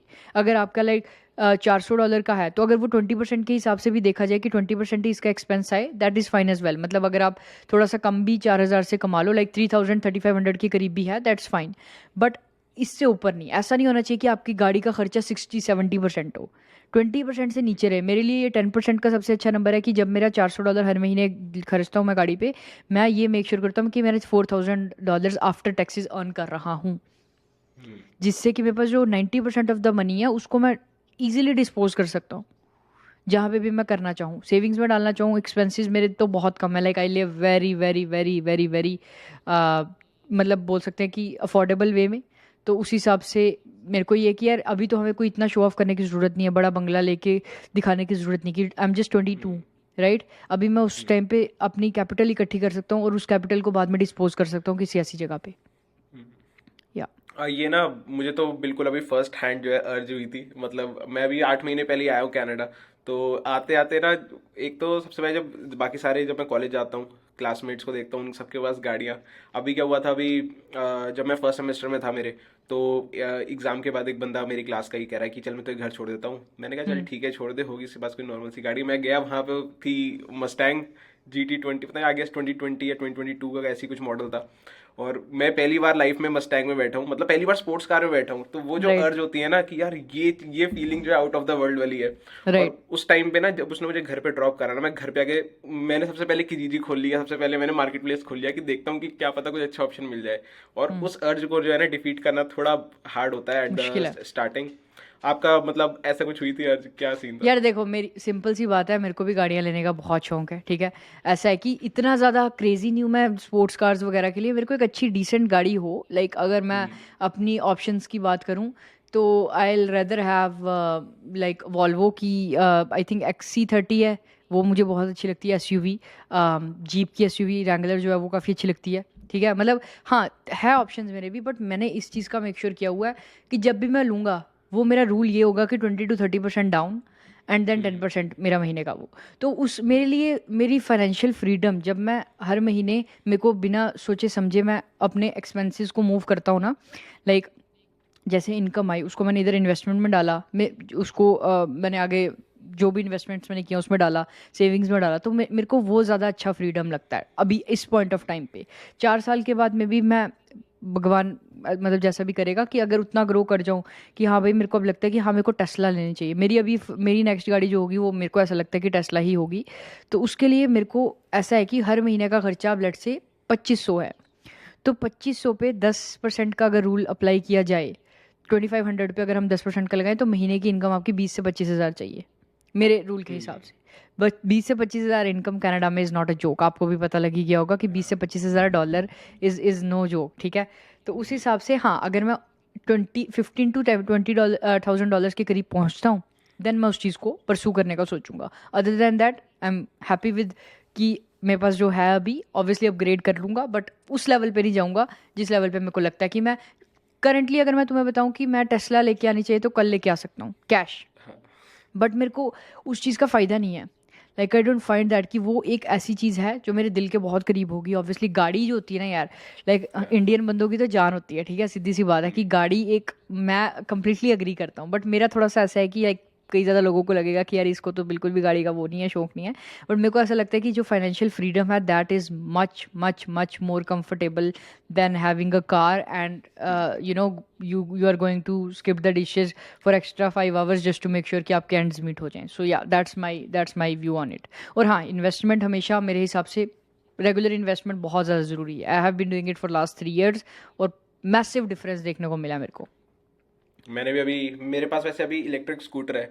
मैं जब कनाडा आया था सबसे पहले मैंने जो परचेज करी ना, क्योंकि एक उससे एक तो जो फूड डिलीवरीज वाला कभी काम हो जाता है, कभी हम्म। पार्ट टाइम, वैसे मेरी अभी जॉब तो लगी हुई है, लेकिन अगर कभी हम्म। करना हो वीकेंड्स नहीं, पे तो जा स्टूडेंट लाइफ में सकते यार हैं। करो तुम, क्योंकि हाँ। मतलब तुम्हें इनकम सोर्सेज जितने हो सकते हैं उतने बढ़ाओ, बट एक्सपेंसेस ना बढ़ाओ। द ओनली पॉइंट हाँ। Is to to to make the gap bigger. जैसे तुम्हारी सेव, तुम यहाँ एक्सपेंसेस हैं तुम्हारे, ये तुम्हारी बीच में सेविंग्स है, तो तुम आगे इनकम बढ़ा के इतनी ले आओ, बट ये गैप को बड़ा रखो। इस गैप को ऐसा नहीं होने देना कि ये आपकी आप एक्सपेंसेस और ये आपकी जो अर्निंग्स हैं, तो ये बिल्कुल यहाँ पे आ गया कि जितने कमा रहे हो उतने खर्च कर रहे हो, वो फ़ायदा वो तुम ओवर द टाइम देखा जाओ। अगर तुम्हें कोई भी फाइनेंशियल नॉलेज की बात नहीं सीखनी, इन्वेस्टमेंट नहीं सीखनी, पर्सनल फाइनेंस नहीं सीखना, मत सीखो। सिंगल लेसन लर्न करो कि जितना तुम कमाते हो ना उससे कम खर्च करना है। That's the rule to make money, simple as that. मैं तो अभी, मैंने भी यही फोकस कर रहा हूँ कि अभी रीअकरिंग एक्सपेंसेस जितने भी है ना वो कम रखूँ। अभी तभी मैंने रूम भी, जहाँ पे मैं पहले रहता था वो भी $400 पर मंथ का था, और अभी जहाँ पे रह रहा हूँ ये भी शेयरिंग में $400 पर मंथ का है। क्योंकि मतलब मेरे काफ़ी सारे फ्रेंड्स हैं मेरे जो कि 500 में भी रह रहे हैं, 550 भी यहाँ पे मतलब शेयरिंग के लोग दे देते हैं। बट अगर वो वही लॉन्ग टर्म में देखें तो वो एक साल के फिर $100 अगर एक्स्ट्रा है तो वो हो गए बारह हजार सौ बारह डॉलर सौ या सीरियसली हाँ। वो चीज़ फ़र्क पड़ती है। और स्टूडेंट लाइफ में 1000-1200 मैटर करता है। लाइक जब हम वर्क मोड पे आ जाते हैं ना, लाइक यू विल फील कि it doesn't matter much, but मेरे पास अभी ऑप्शन है कि मैं अपना अपार्टमेंट ले लूँ या अपने फ्रेंड्स के साथ रहूँ। मैं हमेशा फ्रेंड्स के साथ ऑप्शन प्रेफर करता हूँ। फर्स्ट ऑफ ऑल मेरा रेंट खुद विनीपेग में 300-350 के करीब है, that's it. I am just paying $350, आराम से कंफर्टेबली रह रहा हूँ, मेरे को किसी चीज़ की कमी नहीं है। मेरा ऑफिस है घर पे, मेरा रूम है, मेरा सब कुछ है, मेरा मतलब यूटिलिटीज़ वगैरह डाल के 400 के करीब रेंट है मेरा, विच इज़ नथिंग कंसिडरिंग कि आई, लाइक अगर मैं अपना अपार्टमेंट ले लूँ 1000-1200 में आराम से पे करूँगा and I will still be happy, right. But मेरे को दोस्तों के साथ पहली बात तो रहना अच्छा लगता है, दूसरी चीज़ ये कि मेरे को आराम से खुशी मिलती है इसमें रहने में। मेरे को ऐसा नहीं है कि मैं कुछ सेक्रीफाइस कर रहा हूँ। इट्स मोर और लेस लाइक कि अकेला मैं कितनी देर रह लूँगा यार, मैं दोस्तों के साथ मेरा अच्छा दिल लगा रहता है कि तुम्हारे पास जॉब के बाद थोड़ा टाइम मिलता है, यू कैन ईजिली स्पेंड और with time with friends and उसके हिसाब से वो चीज़ है कि हाँ एक्सपेंसेस मेरे और कम हुए हैं टेक्निकली देखा जाए, और मेरी इनकम ऑब्वियसली वो चीज़ को बढ़ा के, तो गैप मैं जितना बड़ा हो सके उतना बड़ा कर लूँ। मेरा मेन ये गोल है कि जितना बड़ा गैप हो सकता है उतना बड़ा कर लो। अगर मैं 25,000 भी महीने का कमाऊंगा, मेरी मेक श्योर यही रहेगा कि मैं हर महीने का एक्सपेंस जो है उस टाइम पे 5,000 के अंदर ही रखूँ, ताकि 20,000 पीछे वो बच जाए। तो या सही है। वहाँ पे डेफिनेटली शायद रेंट काफ़ी कम है बहुत जहाँ कम पे है, आप रह यहाँ रहे हो। काफ़ी कम है, यहाँ विनीपेग में यार यहाँ पे काफ़ी रेंट कम है, लाइक $1,000-1,200 में तुम्हें लाइक 2 बेडरूम अपार्टमेंट मिल जाता है। तो वो चीज़ का है, यहाँ पे थोड़ा सा रेंट कम है, बट हाँ ब्रिटिश कोलंबिया में और टोरंटो में तो काफ़ी रेंट है, वो तो कोई उसमें डिनाइल नहीं है। या और एक और चीज़ है ना कि यहाँ पे जब मैंने देखा है कि स्टूडेंट्स आते हैं ना उनको ट्वेल्थ के बाद स्पेशली, वैसे ये चीज़ तो जितनी भी ये फाइनेंस वाली चीज़ें होती हैं तो हर एस्पेक्ट में अप्लाई हो जाती है, स्पेशली कोई ऐसे राइट, कैनेडियन यहाँ पे इंटरनेशनल स्टूडेंट्स के लिए तो है नहीं बात। ना ना ना ना ये बस उनका कॉन्टेक्स्ट है, लेकिन ओवरऑल तो मतलब किसी भी जगह पे अप्लाई कर लो। और जो लोग स्पेशली यहाँ पे, क्योंकि इंडिया में तो क्रेडिट कार्ड का बहुत ही कम, मेरे मतलब मेरे फैमिली में किसी के पास क्रेडिट कार्ड नहीं है, मैं पहला बंदा हूँ अपनी फैमिली जिसने क्रेडिट कार्ड लिया। और मैंने अब घर पे भी कहा हुआ है क्रेडिट कार्ड ले लेना, लेकिन उनको ज़रूरत ही नहीं है, वो डरते हैं। तो ये तो यहाँ पे थोड़ा सीन है कि जितने भी लोग ट्वेल्थ पे आते हैं, जितने मेरे फ्रेंड्स हैं या फिर जितने भी लोग आते हैं, उन्होंने क्रेडिट कार्ड तो ले लिया, लेकिन बहुत कम लोगों को जो है बिल्कुल उसको इफ़िशेंटली यूज़ करना आता है कि उनका क्रेडिट स्कोर जो है टाइम के साथ साथ बढ़ता रहे, उनका जो है जितनी भी यूसेज है वो थोड़ी कम रहे, 30-40% में रहे। तो काफ़ी लोगों को उसमें भी काफ़ी दिक्कत आती है। तो उसमें मतलब क्या एक्सपीरियंस है? देखो यार, मैं क्रेडिट कार्ड यूज़ करता हूँ as a debit card, hmm. Simple सी बात है। मैं क्रेडिट को यो, क्रेडिट के यूज़ में नहीं यूज़ करता। हाँ मैं मेरे मेरे 2 क्रेडिट रखे हैं मैंने। मेरा फेवरेट क्रेडिट मेरा ही कार्ड वही नियो है। है, नियो, और दूसरा है मेरा स्कोशिया का जो मेरे पास आया था। अब हमेशा स्टार्टिंग में आपको एक दो, मतलब मेरे हिसाब से 2 क्रेडिट कार्ड होने चाहिए, क्योंकि 2 क्रेडिट कार्ड से ना तुम्हारी ओवर द टाइम काफ़ी ज़्यादा बेनिफिट रहता है। क्यों? क्योंकि क्रेडिट कार्ड का ऐसा होता है, अगर तुम्हें नहीं नॉलेज क्रेडिट कार्ड की, इसके बारे में भी मैंने काफ़ी ज़्यादा सर्च किया कि कैसे क्रेडिट स्कोर बढ़ाया जाए। मेरा भी इस टाइम क्रेडिट स्कोर ऑलमोस्ट 780 के करीब है, 780 790 के करीब, जो कि एक अच्छे स्कोर में, गुड स्कोर में गिना जाता है। तो ऐसा है कि 2 क्रेडिट कार्ड्स में तुम्हारी जो यूटिलाइजेशन ऑफ क्रेडिट कार्ड है वो 30% से ऊपर नहीं जानी चाहिए। आपका स्कोर अच्छा रहता है उससे, लाइक $1,000 आपकी लिमिट है, तो $300 से ऊपर आप ज़्यादा ना खर्च करो तो बेटर है। बट ये पॉसिबल नहीं है, कभी कभी तुम्हें 500-600 भी खर्चना पड़ता है बड़ी चीज़ के लिए, तुम लैपटॉप लेना तो कुछ। तो इसलिए मैं 2 क्रेडिट कार्ड प्रेफर करता हूँ। उसमें ऐसा है कि मैं यूटिलाइजेशन दोनों के अंडर 30 रखता हूँ, और ऐसा करता हूँ 15 डेज़ के बाद एक पेमेंट करता हूँ और 15 डेज़ के बाद दूसरी पेमेंट करता हूँ। इससे होता क्या है कि तुम्हारा जो यूटिलाइजेशन है वो कम रहता है, और तुम्हारा credit score over the time build होता है। और कभी भी क्रेडिट का ऐसा नहीं सोचना कि यार आज $1,000 की चीज़ ले लेता हूँ, अगले महीने कमाऊंगा, 45 डेज़ के बाद ही देने हैं पैसे। मैं ऐसा कभी नहीं करता। तुम आज भी अगर मेरा क्रेडिट कार्ड खोल के देख लोगे ना, ऑलमोस्ट जीरो के करीब होगा। मैं क्या करता हूँ, 15 दिन के बाद, जैसे ही 15 दिन हुए, जितना बैलेंस हुआ वो मेरा अंदर ट्रांसफर करके, दैट्स इट। और कभी भी उतने क्रेडिट यूज़ नहीं करना जितना मेरे पास पैसे ना हो। अगर $400 की चीज़ लेनी है, मेरे पास वो $400 डेबिट में होना चाहिए। हाँ कभी ऐसा टाइम होता है यार ऑब्वियसली, जब आपके पास नहीं है और आपको यूज़ करना ही पड़ता है। अब जैसे फ़ीस देनी है, क्या कनाडा में फ़ीस देने के लिए काफ़ी ज़्यादा लोग क्रेडिट कार्ड यूज़ करते हैं, राइट? तो वो चीज़ वहाँ मेक सेंस करती है कि आप ऑब्वियसली पे कर दोगे उसको। बट कोई पर्सनल चीज़ें, जैसे यार अब मेरा स्केट बोर्ड लेने का मन करा, मेरा एक फ्रेंड था, वो मेरे को उस दिन फ़ोन करता है, एक दिन जब मैं स्टूडेंट था, 2 साल पहले की बात है, नए नए कनाडा आए थे हम, 2 साल नहीं 4 साल हो गए उस चीज़ को। कहता है कि यार मैंने स्केट बोर्ड लेना है। मैंने कहा ठीक है तो ले ले। कहता कि यार तू मेरे को $200 भेजेगा। मैंने कहा क्यों, क्या हुआ? कहता कि मेरा $200 का स्केट बोर्ड है और 200 तू मेरे को भेज दे। तो मैंने कहा तो क्रेडिट कार्ड यूज़ कर ले। कहता $800 की क्रेडिट कार्ड से मैंने ऑलरेडी शूज़ ले लिए हुए थे और $200 अब मेरे पास बचा है, तो तू 200 दे दे, तो ताकि मैं अगले महीने तक इसको अर्न करके पे ऑफ कर दूंगा। Like this is a worst way of living, क्योंकि at the end of the like 5 to 6 years you will realise this कि आप, और समर पता है बात क्या है? बात इसकी नहीं है कि आपने क्रेडिट कार्ड ऐसे यूज़ किया, बात इसकी है कि आपने ऐसे यूज़ करते करते हैबिट बना ली। जो हैबिट्स है ना वो स्टे करती हैं, जो आपके एक्शंस है ना वो आपको लगता है कि it's fine, but actions make your habits. तो जब आपके एक्शंस आपने ऐसे शुरू कर दिए, आपको हर वक्त लगेगा यार ये बेस्ट ऑप्शन है, यही करो यही करो यही करो यही करो। एंड जब आप 25 30 26 साल की उम्र में पहुंच जाओगे, जब आप अपनी ज़िंदगी में सबसे ज़्यादा पैसे अर्न कर रहे होंगे या एक अच्छी जॉब कर रहे होंगे, जो कि लाइक लेट से आपकी अब करंट जॉब से 3-4 गुना ज़्यादा पे करती है, तो आपकी वो हैबिट जो होंगी वो वहीं पे रही होंगी। जब तुम $1,000 फिल कर देते थे, तब तुम्हें 10,000 का क्रेडिट कार्ड मिलेगा, तुम 10,000 भी फिल कर दोगे, क्योंकि you will learn to live more lavishly when you get more money, that's the human nature. जब आपके पास आपकी सैलरी अब $1,000 है लेट्स से महीने की, जब 2,000 होगी तुम आप ऑलरेडी बोलोगे यार हाँ यार ये कॉफ़ी मशीन मेरे घर पे होनी चाहिए कि हर रोज़ मैं कॉफ़ी यहाँ पे पीऊँ. जब 3,000 हो गई, यार ये जो माइक्रोवेव या कुछ भी, चलो माइक्रोवेव तो हर घर में होता है, ये कुछ भी एक ऐसी चीज़ जो कि आपको, चल एप्पल वॉच हो गई, ये एप्पल वॉच मेरे को चाहिए, मैं रोज़ इतना कुछ करता हूँ, मेरे को एप्पल वॉच तो एक चाहिए. अब 5, 3, 4 हज़ार होगी, वो ऐसे ऐसे तुम चीज़ें बढ़ाते जाओगे. वही मेन गोल है कि उनका गैप कम कर रहा है, आपके एक्सपेंसेस कम ही रहे और आपकी इनकम बढ़ती रहे. आपके पर्सनल बहुत ख्वाहिशें होती हैं, मैं बहुत चीज़ें लेता हूँ यार, मेरे पास, मैं टेक्नोलॉजी में मतलब बहुत ज़्यादा पैसा लगाता हूँ, बट मैं वो मेक श्योर करता हूँ मेरी एक लिमिट है उस चीज़ की, उसको क्रॉस ना करूँ मैं. अब मैं जैसे मेरे को काम के लिए भी काफ़ी ज़्यादा चीज़ें चाहिए होती हैं या और भी बहुत चीज़ें होती हैं, मैं मेक श्योर करता हूँ कि एक लिमिट पे खर्चा करो, उसके लिए सेव करूँ मैं अलग से. इवन तो मेरे पास कैश पड़ा है, पर मैं वो छोटा छोटा करके सेव करके, ताकि वो जब उतना अमाउंट उस पर हो जाए देन उस पर पे ऑफ करूँ. I don't know if this perceives as a right way of living for some people, but this is how I manage to grow my wealth over time. And also बाद में जाके मैं उस wealth का, जब मैं घर लेना चाहूँगा तो मैं उसको उसी हिसाब से, अब घर भी मैं ऐसा लूँगा यार, ऐसा नहीं कि 1 मिलियन का ले लिया, मेक सेंस करके कि उस चीज़ में मेरे को कितना फ़ायदा हो रहा है, कितना प्रॉफिटेबिलिटी है उसकी, कितना मेरे नंबर्स मेक सेंस करते हैं या नहीं करते हैं. तो वो चीज़ के हिसाब से सारी चीज़ें देखनी पड़ती हैं. या मैंने भी अभी जो है नियो का, मेरा तो क्रेडिट स्कोर था ही नहीं कुछ, तो मैंने सोचा कि अभी, और मैं थोड़ा डरता भी था कि क्यों फालतू में क्रेडिट लेना, तो मैंने सिक्योर्ड क्रेडिट कार्ड लिया हुआ है जो उनका आता है. तो अभी था, मतलब उसमें जितने पैसे डलवाओ उतने खर्च कर सकते हैं, तो उसमें तो वो भी अच्छा वे है. हाँ, तो वो एज अ सिक्योरिटी अमाउंट भी पड़ी रहती है कि इतने पैसे अभी मेरे पास हैं, अगर मुझे कुछ, मतलब क्योंकि एज अ सिक्योरिटी फंड और साथ में वही मैं यूज़ कर रहा हूँ, तो अपने पैसे यूज़ कर रहा हूँ, तो उसमें कोई कोई दिक्कत की दिक्कत बात नहीं भी है, नहीं है. बिल्कुल भी नहीं. मैंने एक बहुत अच्छा आइडिया ये चीज़, लाइक अगर आपको, लाइक मेरे हिसाब से तुम अगर स्कोशिया का भी यूज़ करना, जैसे तुम्हारा फ़ोन का बिल जाता होगा, फ़ोन के बिल को ऑटोमेट कर दो उसके बिल क्रेडिट कार्ड पे. ये बहुत चीज़ें मैटर करती है. अगर तुम्हारा वाईफाई का जाता है, वाईफाई पे चलो, अगर तुम स्टूडेंट हो नहीं भी जाता, ऑटोमेट कर दो. ये जो चीज़ें एक्सपेंसेस तुम्हारे डायरेक्ट क्रेडिट कार्ड से अगर जाती है ना, तो तुम्हारा क्रेडिट स्कोर बहुत बिल्ड होता है कि हर मंथ एक पेमेंट आ रही है जो टाइम पे आ रही है. ये चीज़ बहुत मैटर करती है. फ़ोन का बिल ही अगर आता है तो उसको ऑटोमेट कर दो कि हाँ भाई every month you will take this from my this card. तो उससे होगा क्या कि तुम्हारा ओवर द टाइम बहुत क्रेडिट कार्ड बचेगा. और कोई भी नया आ रहा है, ये चीज़ें बहुत मैटर करती हैं.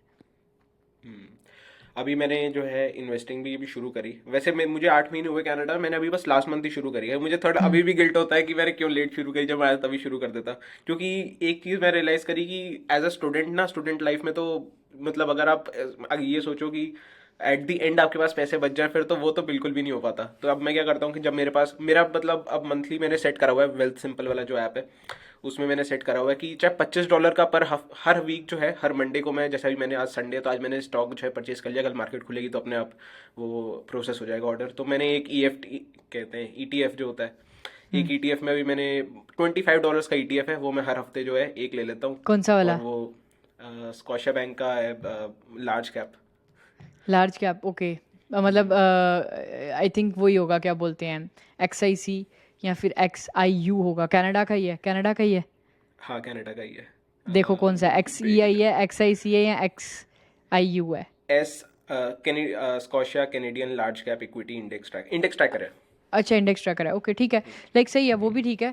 मतलब हाँ, मेरे हिसाब से लाइक अगर तुम $25 तुमने हफ्ते के बोला, अगर तुम 25 महीने के भी करते हो ना यार, वो it's not about how much money you are making, it's about what habit you are creating. The same thing I was telling before कि आप वो एक्शन से आपकी हैबिट बनेगी. $25 आपके हर महीने जा रहे हैं, जब तुम्हारी इनकम डबल होगी तुम उसके 50 करोगे. और ऐसा नहीं है कि यार ये तुम्हारे 1 साल में पैसा बन जाएगा. नहीं, मैं डाल के भूल जाता हूँ. मेरा लास्ट ईयर पे पोर्टफोलियो डाउन भी कितना था, 5-5 6-6%. जब पूरा ओवरऑल क्राइसिस था, मेरे को कोई टेंशन नहीं, क्योंकि मैंने कौन सा आज पैसे निकाले हैं. तुम कभी भी लॉस नहीं ले सकते जब तक तुमने पैसे उसको सेल नहीं किया. सिंपल सी बात है. दे सिंपल रूल सोच के चलना. अगर मेरा बहुत अच्छा स्टॉक है एक माइक्रोसॉफ्ट, मतलब मेरा फेवरेट स्टॉक्स में से एक TD बैंक मेरे को बहुत अच्छा लगता है. तो ये सारे, मतलब माइक्रोसॉफ्ट जब मैंने लिया था, वो सबसे पहले मैंने लिया था 200, आई थिंक 199 का. तो वो 350 भी टच किया था अभी. तो अभी आई थिंक 250 पे अभी भी मैं काफ़ी प्रॉफिट में हूँ. बट वो जब 350 टच करके नीचे आ गया, मैंने कहा यार फक. तो अब मैं, अगर जब मैंने नया नया सीखा था, मैंने कहा यार शिट, अब मेरा ये तो बहुत नीचे है. But then over the time जब तुम ये रियलाइज़ करते हो कि it doesn't matter, over the time उसने दोबारा नीचे टच करके दोबारा ऊपर चल जाना है. मैटर कब करेगा? 5 साल के बाद, 6 साल के बाद, 10 साल के बाद. मेरे को तो 5 साल के बाद भी नहीं निकालने. मेरे को तो, मैंने सोचा कि 20-25 साल के बाद निकालेंगे. बट वो चीज़ है कि एक हैबिट बना लो, 20-20 $25-25 तुम इन्वेस्ट करो, दैट्स इनफ। महीने के भी एक हैबिट बना लो, बस वो चीज़ मैटर करती है। एक ETF है जिसको नहीं पता, VFV, वो है S&P 500।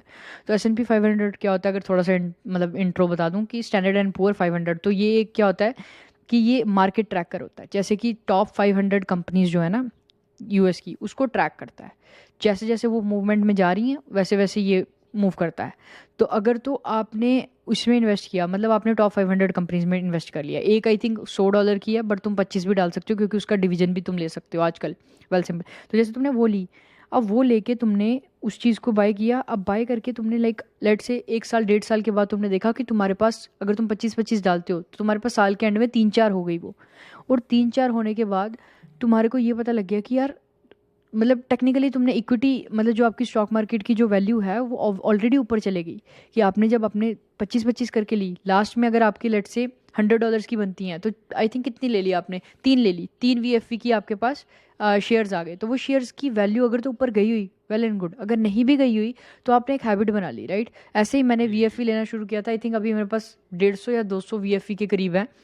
तो वो सिर्फ अगर 1% भी बढ़ता उसका, तो इधर ऑलमोस्ट $200-250 बढ़ जाता है, राइट। ओवरऑल वैल्यू में सिर्फ अगर 1% भी बढ़ता है, तो वो चीज़ बहुत मैटर करती है कि तुम वॉल्यूम को देखो, Aahista Aahista step by step शुरू करो, बट उसको कंटिन्यू रखो। तो ये बेसिक सबसे मतलब मेरा मेन मोटिव बताने का ये था कि ये बेसिक फॉर्म ऑफ ETF है जो तुम ले सकते हो। और एक बार ले गए तो तुम्हें एटलीस्ट ये कि तुम्हारा पैसा डाइवर्स है, किसी एक सेक्टर में नहीं है कि यार, अब हमारे इंडिया में ना यार ये नॉर्म होता है कि स्टॉक मार्केट मतलब यार ये गलत चीज़ है, ये काम गलत है, ठीक है। क्योंकि हमारे पेरेंट्स को अगर तुम स्टॉक मार्केट बोलोगे ना, बोलोगे भाई उसके पैसे डूब गए थे, तू ऐसे काम मत करना। 90% ऑफ द मेरी टाइम अभी ऐसा होता है। मम्मी का मैसेज आया था कि अपना आधार कार्ड की फोटो भेज दे, FD करवाई थी वो हाँ, निकलवानी है। Exactly exactly। तो वही चीज़ है ना कि अब उनको अंकुर वारी को बताएंगे कि FD के बारे में, तो वो तो चीख चीख के बोलता है। बट उनके, अब उसमें उनकी गलती नहीं है, बट यही है कि हमारा अब इस वे में कैसा जाता है व्यू, वो चीज़ मैटर करती है। और थोड़ा थोड़ा इन्वेस्ट करो, ज़्यादा मत करो, बट एक हैबिट बना लो, that's the whole point of saying this, कि it will pay you off. तो कुछ चीज़ें हैं जो तुम शुरू कर सकते हो, इनमें से एक ये है, जैसे तुम कनाडा में आते हो। हम्म। एक वो भी है, पारुल टीवी जो है, उन्होंने उनकी अभी लेटेस्ट वीडियो में उन्होंने एक चीज़ बोली थी, मुझे बहुत बढ़िया लगी, कि जो लोग सोचते हैं कि वर्क परमिट पे आके इन्वेस्ट करना है ना, उन्होंने कहा था कि अगर आप वर्क परमिट पे आके इन्वेस्ट करते हो तो उस टाइम पे आपको पता नहीं होगा कि आपको किस किस चीज़ में इन्वेस्ट करना है, कहाँ इन्वेस्ट करना है। तो अगर आप स्टार्टिंग से ही स्टडी परमिट पे ही जो, या फिर इनिशियल पॉइंट ऑफ लाइफ में जो है, अगर अपनी आप आदत डाल दो थोड़े बहुत पैसे इन्वेस्ट करने की, 10-10 $20 इन्वेस्ट करने की, तो आपको एटलीस्ट जब आपके पास एक लार्ज चंक ऑफ कैश होगा तो आपको पता होगा कि आपको कहाँ राइट डिस्पोज डिसीजन आप करना ले है। सकते हो। या हाँ। एग्जैक्टली ये चीज़ बहुत मैटर करती है। और मैंने गलतियां भी की हैं स्टॉक मार्केट में। मैंने कई ज़्यादा ऐसे स्टॉक्स लिए जहाँ पे मेरे को थोड़ा सा लॉस हुआ, बट मैं हमेशा मेक श्योर किया कि एक स्टॉक को ज़्यादा वैल्यू में नहीं ले लेना, हमेशा डाइवर्सिफाई किया। और अब जब आके मेरे पास, मेरे को मेरे माइंड में ये चीज़ पता है कि ओके, इस मंथ में मेरा इतना कैश आएगा, इस ये इन्वेस्टमेंट में जाएगा, और मुझे पता है वो कहाँ कहाँ डिवाइड होगा। कोई मेरे को सेकंड थॉट नहीं देना। और मेरे जो TFSA अकाउंट है, मेरे काफ़ी आई थिंक 3 TFSA अकाउंट्स हैं। तो एक TFSA अकाउंट में मेरे सिर्फ 5, मतलब 5 ही स्टॉक्स हैं, और ऑलमोस्ट टोटल मेरे 8 स्टॉक्स, 7-8 स्टॉक्स हैं। उन्हीं में मैं इन्वेस्ट करता हूँ, जिसमें से 3 से 4 ETFs हैं, जिसमें मेरे को पता है कि मेरा इन्वेस्टमेंट ऐसे ऐसे प्लान आउट है और ऐसे ही काम चलेगा। और वो मेरे को ऐसे नहीं लग गया आज पता लग गया, 1-1.5 साल अपना दिमाग ख़राब करके हर चीज़ें सर्च करके, कोई इन्फॉर्मेशन कहीं पे अवेलेबल नहीं है। अगर आप कहीं पे कुछ मिलेगा आपको, कहीं पे कुछ मिलेगा, एक प्रॉपर इन्फॉर्मेशन के लिए कहीं पे भी कुछ आपको लाइक सेगमेंट वाइज सेगमेंट नहीं मिलेगा। हर चीज़ आपको यूट्यूब पे मिल जाएगी, बट तुम्हें ये नहीं पता लगेगा कि ढूंढना क्या है। You know what I mean, कि लाइक ये चीज़ ढूंढूं या ये चीज़ ढूंढूं, अगर इसको मैं ढूंढ रहा हूँ तो ये क्या चीज़ होती है, तो वो चीज़ है। या हम्म। और अभी एक वो भी है कि जितने मुझे ना, आपको भी बहुत सारे मैसेज आते होंगे कि अभी मैं इंडिया में हूँ और अभी मैं आ रहा हूँ कनाडा में, तो ऐसे क्या स्किल सीखूं मैं, मेरे पास टाइम है कि कनाडा में आके एक अच्छी जॉब लग जाए। तो राइट। मेरा अभी, मैं बस अभी जो है मोस्टली अभी यही कह रहा हूँ लोगों को कि एक तो टैक्स के बारे में सीख के आ जाओ, कि ये TFSA फर्क क्या होता है, इसमें कैसे इन्वेस्ट करते हैं, कैसे ये टैक्स डिडक्शन होती हैं, ये सब सीख के आ जाओ। यही बहुत ज़्यादा हेल्प कर देती हैं स्टार्टिंग में, बिल्कुल। अगर आप इन्वेस्ट करते हो या फिर मनी मैनेजमेंट में आप थोड़े अच्छे हो जाते हो। और मतलब ये चीज़ जो है, ये तो बिल्कुल बेसिक स्किल्स है जो कि अगर कोई भी अगर कनाडा आ रहा है तो मतलब हम्म। इंडिया से अगर सीख के आया तो वो काफ़ी सही चीज़ है।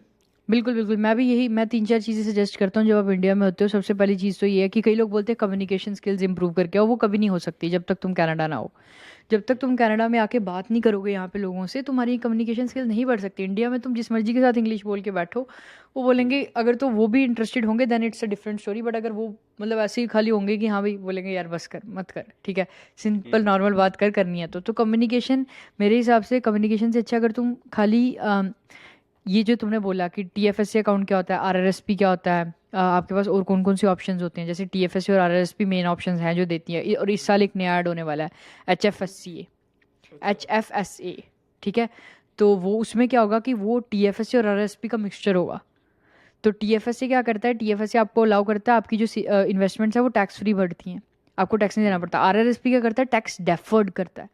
जब आप अर्न कर रहे हो अपनी इनकम, उसका 18% आप RRSP में डाल सकते हो, और वो आप 18% आप उस पर टैक्स, मतलब जैसे लेट्स से आप 100,000 अर्न करते हो और उसका 18% है 18,000।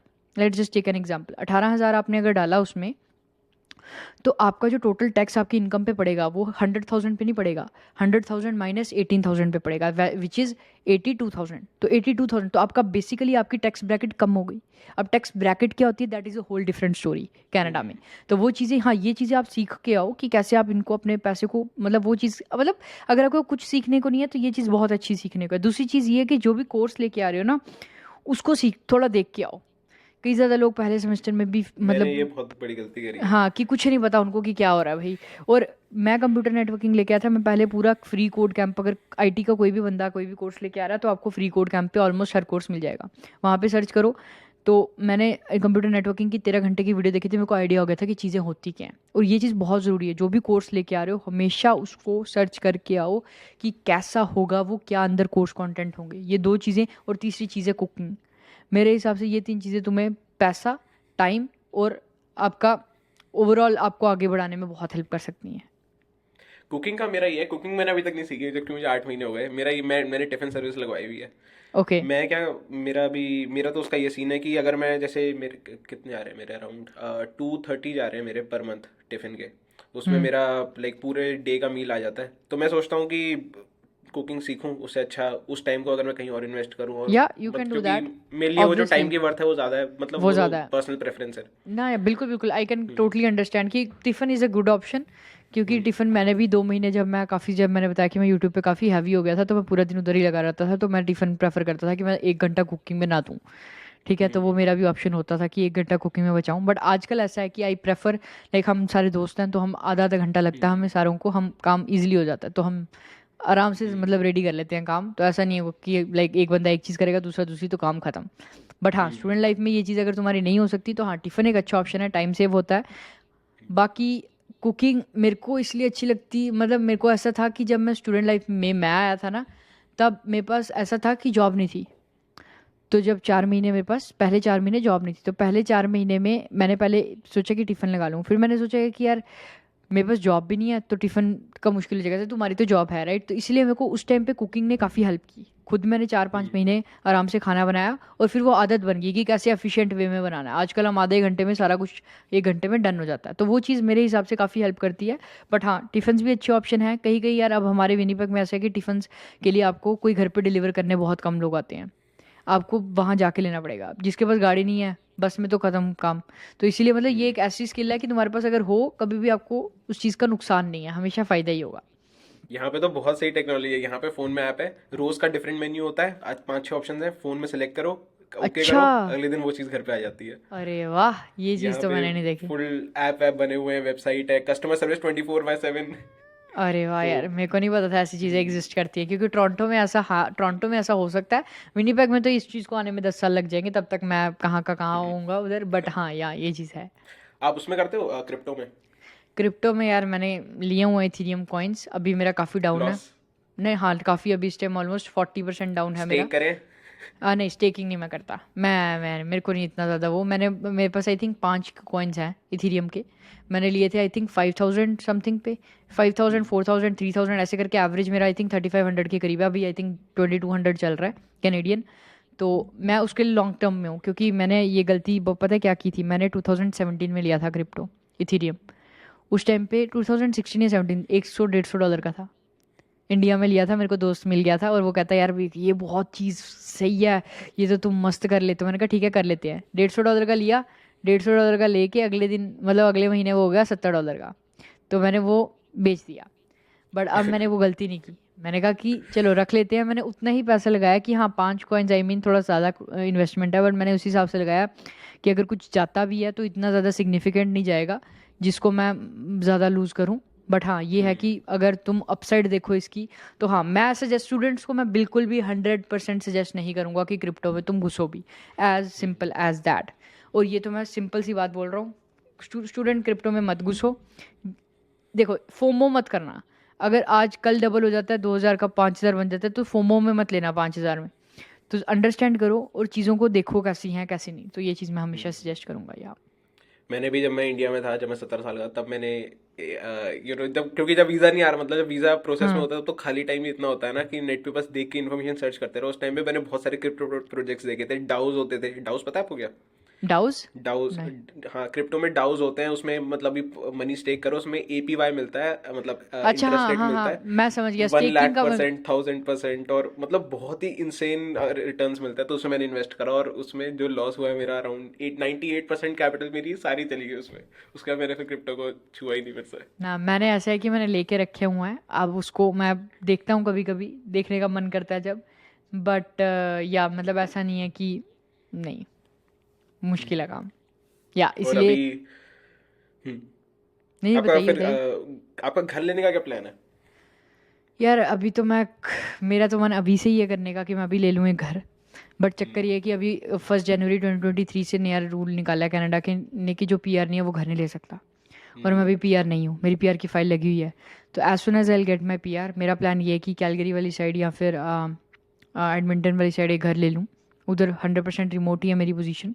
तो वहाँ पे जाके हाउस हैक करूँ। हाउस हैक क्या होता है? अब हाउस हैक होता है कि जब तुम घर ले लेते हो, उसकी बेसमेंट हो, बेसमेंट को तुम रेंट कर लेते हो। और जैसे अब मैं एक बंदा हूँ, अगर ऊपर 3 रूम्स हैं, नीचे 2 रूम्स की बेसमेंट है, तो 2 रूम्स की बेसमेंट रेंट कर ली और एक रूम ऊपर वाला रेंट कर लिया, 2 अपने पास रखे। तो उससे क्या होता है, तुम्हारे पास एटलीस्ट लाइक $2000 तुम्हारी मॉर्गेज है। अगर 2200 मॉर्गेज है तुम्हारी 4 लाख के घर पे, तो 2200 में से 1100 तुम्हारा बेसमेंट का आ जाता है और ऊपर 600 आ जाता है। तो तुम टेक्निकली 300-400 पे करते हो। That is house hacking, and at the same time तुम्हारे घर की वैल्यू बनती है। तो these are the things, and I have been in touch with lot of real estate investor यहाँ पे विनीपेग में, और I have made podcast with them. तो उस चीज़ से मुझे ये चीज़ें पता लगी कि यार लोग ऐसे करते हैं, they don't like crazily buy कि हाँ भाई 5 लाख का घर ले लिया और तुम $3500 मॉर्गेज दे रहे हो हर महीने। ऐसी चीज़ें वर्क नहीं करती। आपको थोड़ा सा सोच के, और पहला घर, मेरे को ऐसा लगता है कि वो पहला घर जो होगा वो एक इन्वेस्टमेंट ही होगी। वो ऐसा नहीं है कि मैं पूरी ज़िंदगी उसमें रहूँगा, मे भी 2 साल रहूँ, 2 साल के बाद मैं कहीं और एक और घर लूँ। तो मेरा टेक्निकली ये प्लान है, आज ही मैं इसके बारे में सोच रहा था कि हर 2 साल में एक इन्वेस्टमेंट प्रॉपर्टी अपने रेडार में लाने का प्लान है। तो वो चीज़ पे मेरा है। और अभी भी मैं रियल एस्टेट में इन्वेस्ट करता हूँ बेसिकली। अभी मैं इन्वेस्ट करता हूँ लाइक, मेरे जो काफ़ी फ्रेंड्स हैं जो रियल एस्टेट इन्वेस्टर्स हैं, उनकी प्रॉपर्टीज़ होती हैं, उनको कैपिटल चाहिए होती है, I provide them the capital and then they get the whole project done, और लास्ट में प्रॉफिट शेयरिंग हो जाती है। तो वो चीज़ में ऐसे ही मैं, आई गेस वो भी आते हैं इसके म्यूचुअल फंड्स, और इसके भी अराउंड, रीट्स ठीक है। रीट्स हाँ हाँ हाँ रीट्स हाँ, कहते हैं जिनको, real right estate right right investment right. Trust. तो वो ऐसा या, होती हैं वो, हाँ वो बेसिकली रेंटल पे ज़्यादा फोकस्ड होती हैं कि जैसे तुमने एक पूरा मॉल का कंपनीज को दे दिया मॉल रेंट पे, और जो रेंटल इनकम आती है वो डिस्ट्रीब्यूट करते हैं। तो उसमें ऐसा वर्क करता है, तुमने अगर एक रीट ली है तो वो उसका जो डिविडेंड होता है 3 to 4 या 3 to 5 6% डिविडेंड होता है, वो तुम्हें आता है। लाइक तुमने $100 की रीट रखी है, अगर वो वैल्यू में ऊपर जाती है नहीं जाती है, बट तुम्हें डिविडेंड वैल्यू ज़रूर मिलेगी। तो मेरा भी like I think 10% of the portfolio जो है वो रीट्स में है। हर महीने मेरे को एक छोटा अमाउंट आ जाता है जिससे मैं दोबारा उसमें इन्वेस्ट कर देता हूँ, जिससे तुम्हारी इन्वेस्टमेंट ग्रो होती रहती है। और रीट का प्राइस अगर ग्रो करता है तो वो ऑब्वियसली तुम्हें वो पैसा भी मिलता रहता है। तो दैट्स हाउ इन्वेस्टमेंट वर्क। कि पैसा कैसे पैसा बनाता है, पहले तुमने इन्वेस्ट किया, उसने आगे से पैसा जो आपने इन्वेस्ट किया, ठीक है, अब वो इन्वेस्टमेंट वाला पैसा जो है वो डिविडेंड बना रहा है। तो टेक्निकली उस पैसे ने, तुम्हारी इन्वेस्टमेंट ने डिविडेंड बनाया। अब वो डिविडेंड जो है तुमने री इन्वेस्ट किया, वो और आगे डिविडेंड बनाएगा। सो दैट्स अ चेन कि money is making money, you are not making money technically, right, you are re yeah, investing it. So that's how it works. Yeah yeah आप आपके जब से आप कनाडा आए हो, आपको अराउंड 4-5 साल हो गए। आप 18 में आए चार थे ना, साल 2018? 4 साल हाँ, मैं 2018 दिसंबर 18 को आया था। और इस साल मतलब 2022 में मेरे को 4 साल हो गए। तो अभी ऑलमोस्ट लाइक 1 महीना और हुआ है 4 साल। और या तो आपका भी 4 साल में ऐसी कोई ऐसी फाइनेंशियल मिस्टेक है जो कि आपको लगता है कि आपको नहीं करनी चाहिए थी? Financial mistake?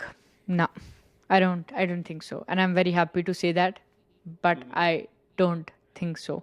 Except crypto, it's not a mistake, but you can say कि it's a learnings. bet. It's a bet. अभी भी मैंने कोई बेचा नहीं है. Like I'm not saying अगर कि मैंने बेच दिया है. मैंने पहले भी ये चीज़ बोली है कि you cannot lose money until and unless you sell.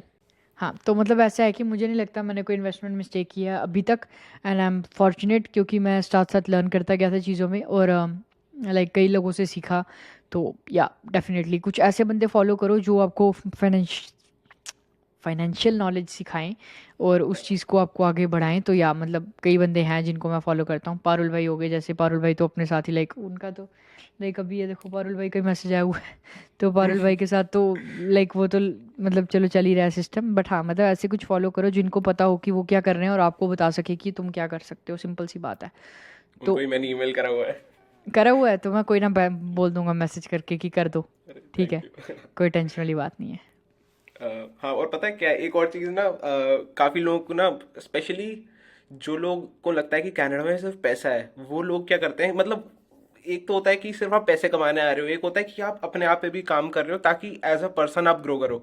हम्म. तो वो चीज़ काफ़ी इंपॉर्टेंट लगती है मुझे कि मैंने मतलब बहुत लोगों को देखा है कि या मतलब उनके पास सिर्फ दो काम है, पढ़ाई और काम.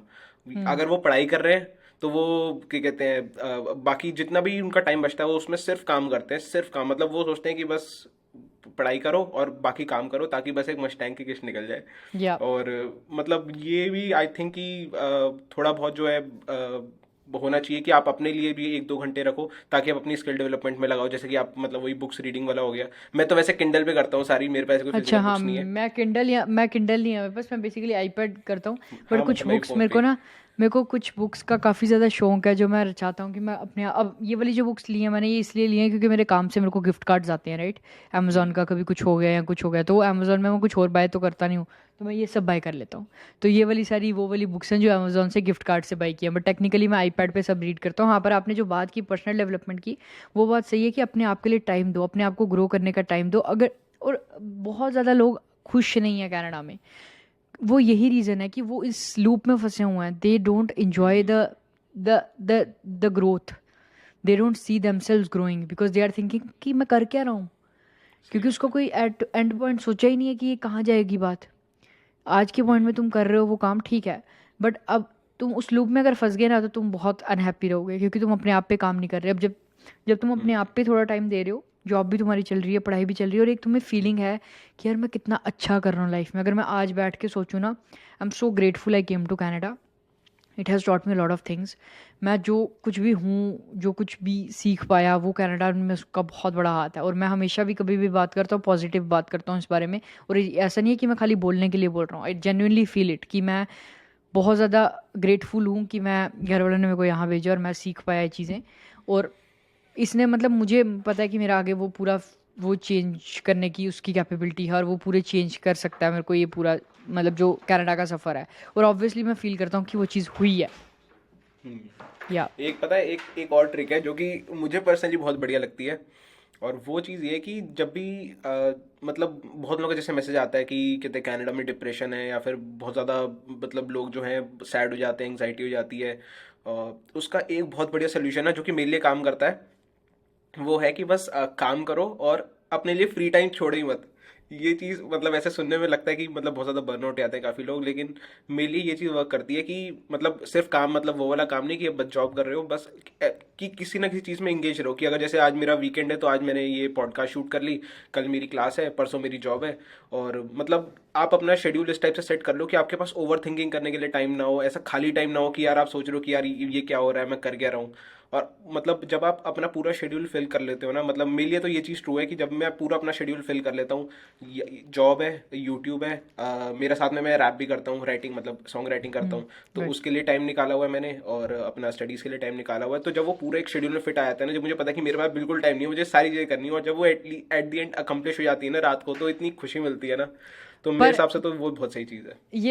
ये बात तुम्हारे लिए वर्क करती है, ठीक है. बट तुमने कभी सोचा है कि अगर तुम पूरा दिन खाली अपने थॉट्स के साथ बैठोगे तो तुम फील करोगे कि दिस इज गोइंग क्रेजी कि तुम कुछ नहीं कर रहे हो।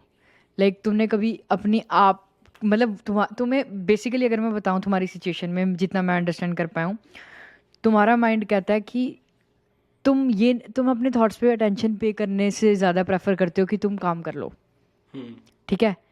बट मैं तुम्हें ये सजेशन दूंगा कि थोड़ा सा टाइम उस पर देखो कि अपने आप को स्टिल रखो, क्योंकि ये बहुत मुश्किल चीज़ है। 1 घंटा अपने आप के साथ बैठना is the most difficult thing. एक सर्वे हुआ था जहाँ पे एक रूम में बंदे थे, उनको पता नहीं कितनी देर के लिए बंद किया और उनके पास सिर्फ एक ही ऑप्शन था कि इस बटन को क्लिक करना, और वो बटन आपको इलेक्ट्रिसिटी शॉक देगा। एंड 66 के पता नहीं 70% of the people did that because they can't sit still. The only task was to sit still, और आगे एक बटन है, तो उनका माइंड उस बटन पे सोच रहा है कि चाहे मुझे शॉक लग जाए बट कुछ कुछ कुछ मेरे को डोपामिन मिले, you know what I mean. तो वो डोपामिन का जो सीन है वो चीज़ बहुत। अब अगर तुम 1 घंटा मतलब ये चीज़ मैंने आजकल रियलाइज़ की कि अपने आप को, अपने थॉट्स को टाइम दो, तुम और खुश फील होना शुरू करोगे। तुम्हें पता लगेगा कि मैं जो कर रहा हूँ वो क्यों कर रहा हूँ। Like I have started this recently and it has help me lot. जब मैं अपने आप को थोड़ा मतलब मुझे बहुत अच्छा लगता है, मेरा स्केड्यूल जो तुम देखोगे पूरा फिल्ड रहता है। आधा घंटा लास्ट में अपने दिन में दो सोचने के लिए कि आज मैंने क्या किया, जो मैंने आज किया वो मेरे आगे वाले गोल्स के साथ अलाइन था, या क्या मैं और कर सकता था जो इसको और अच्छा बढ़ा सकता है आगे।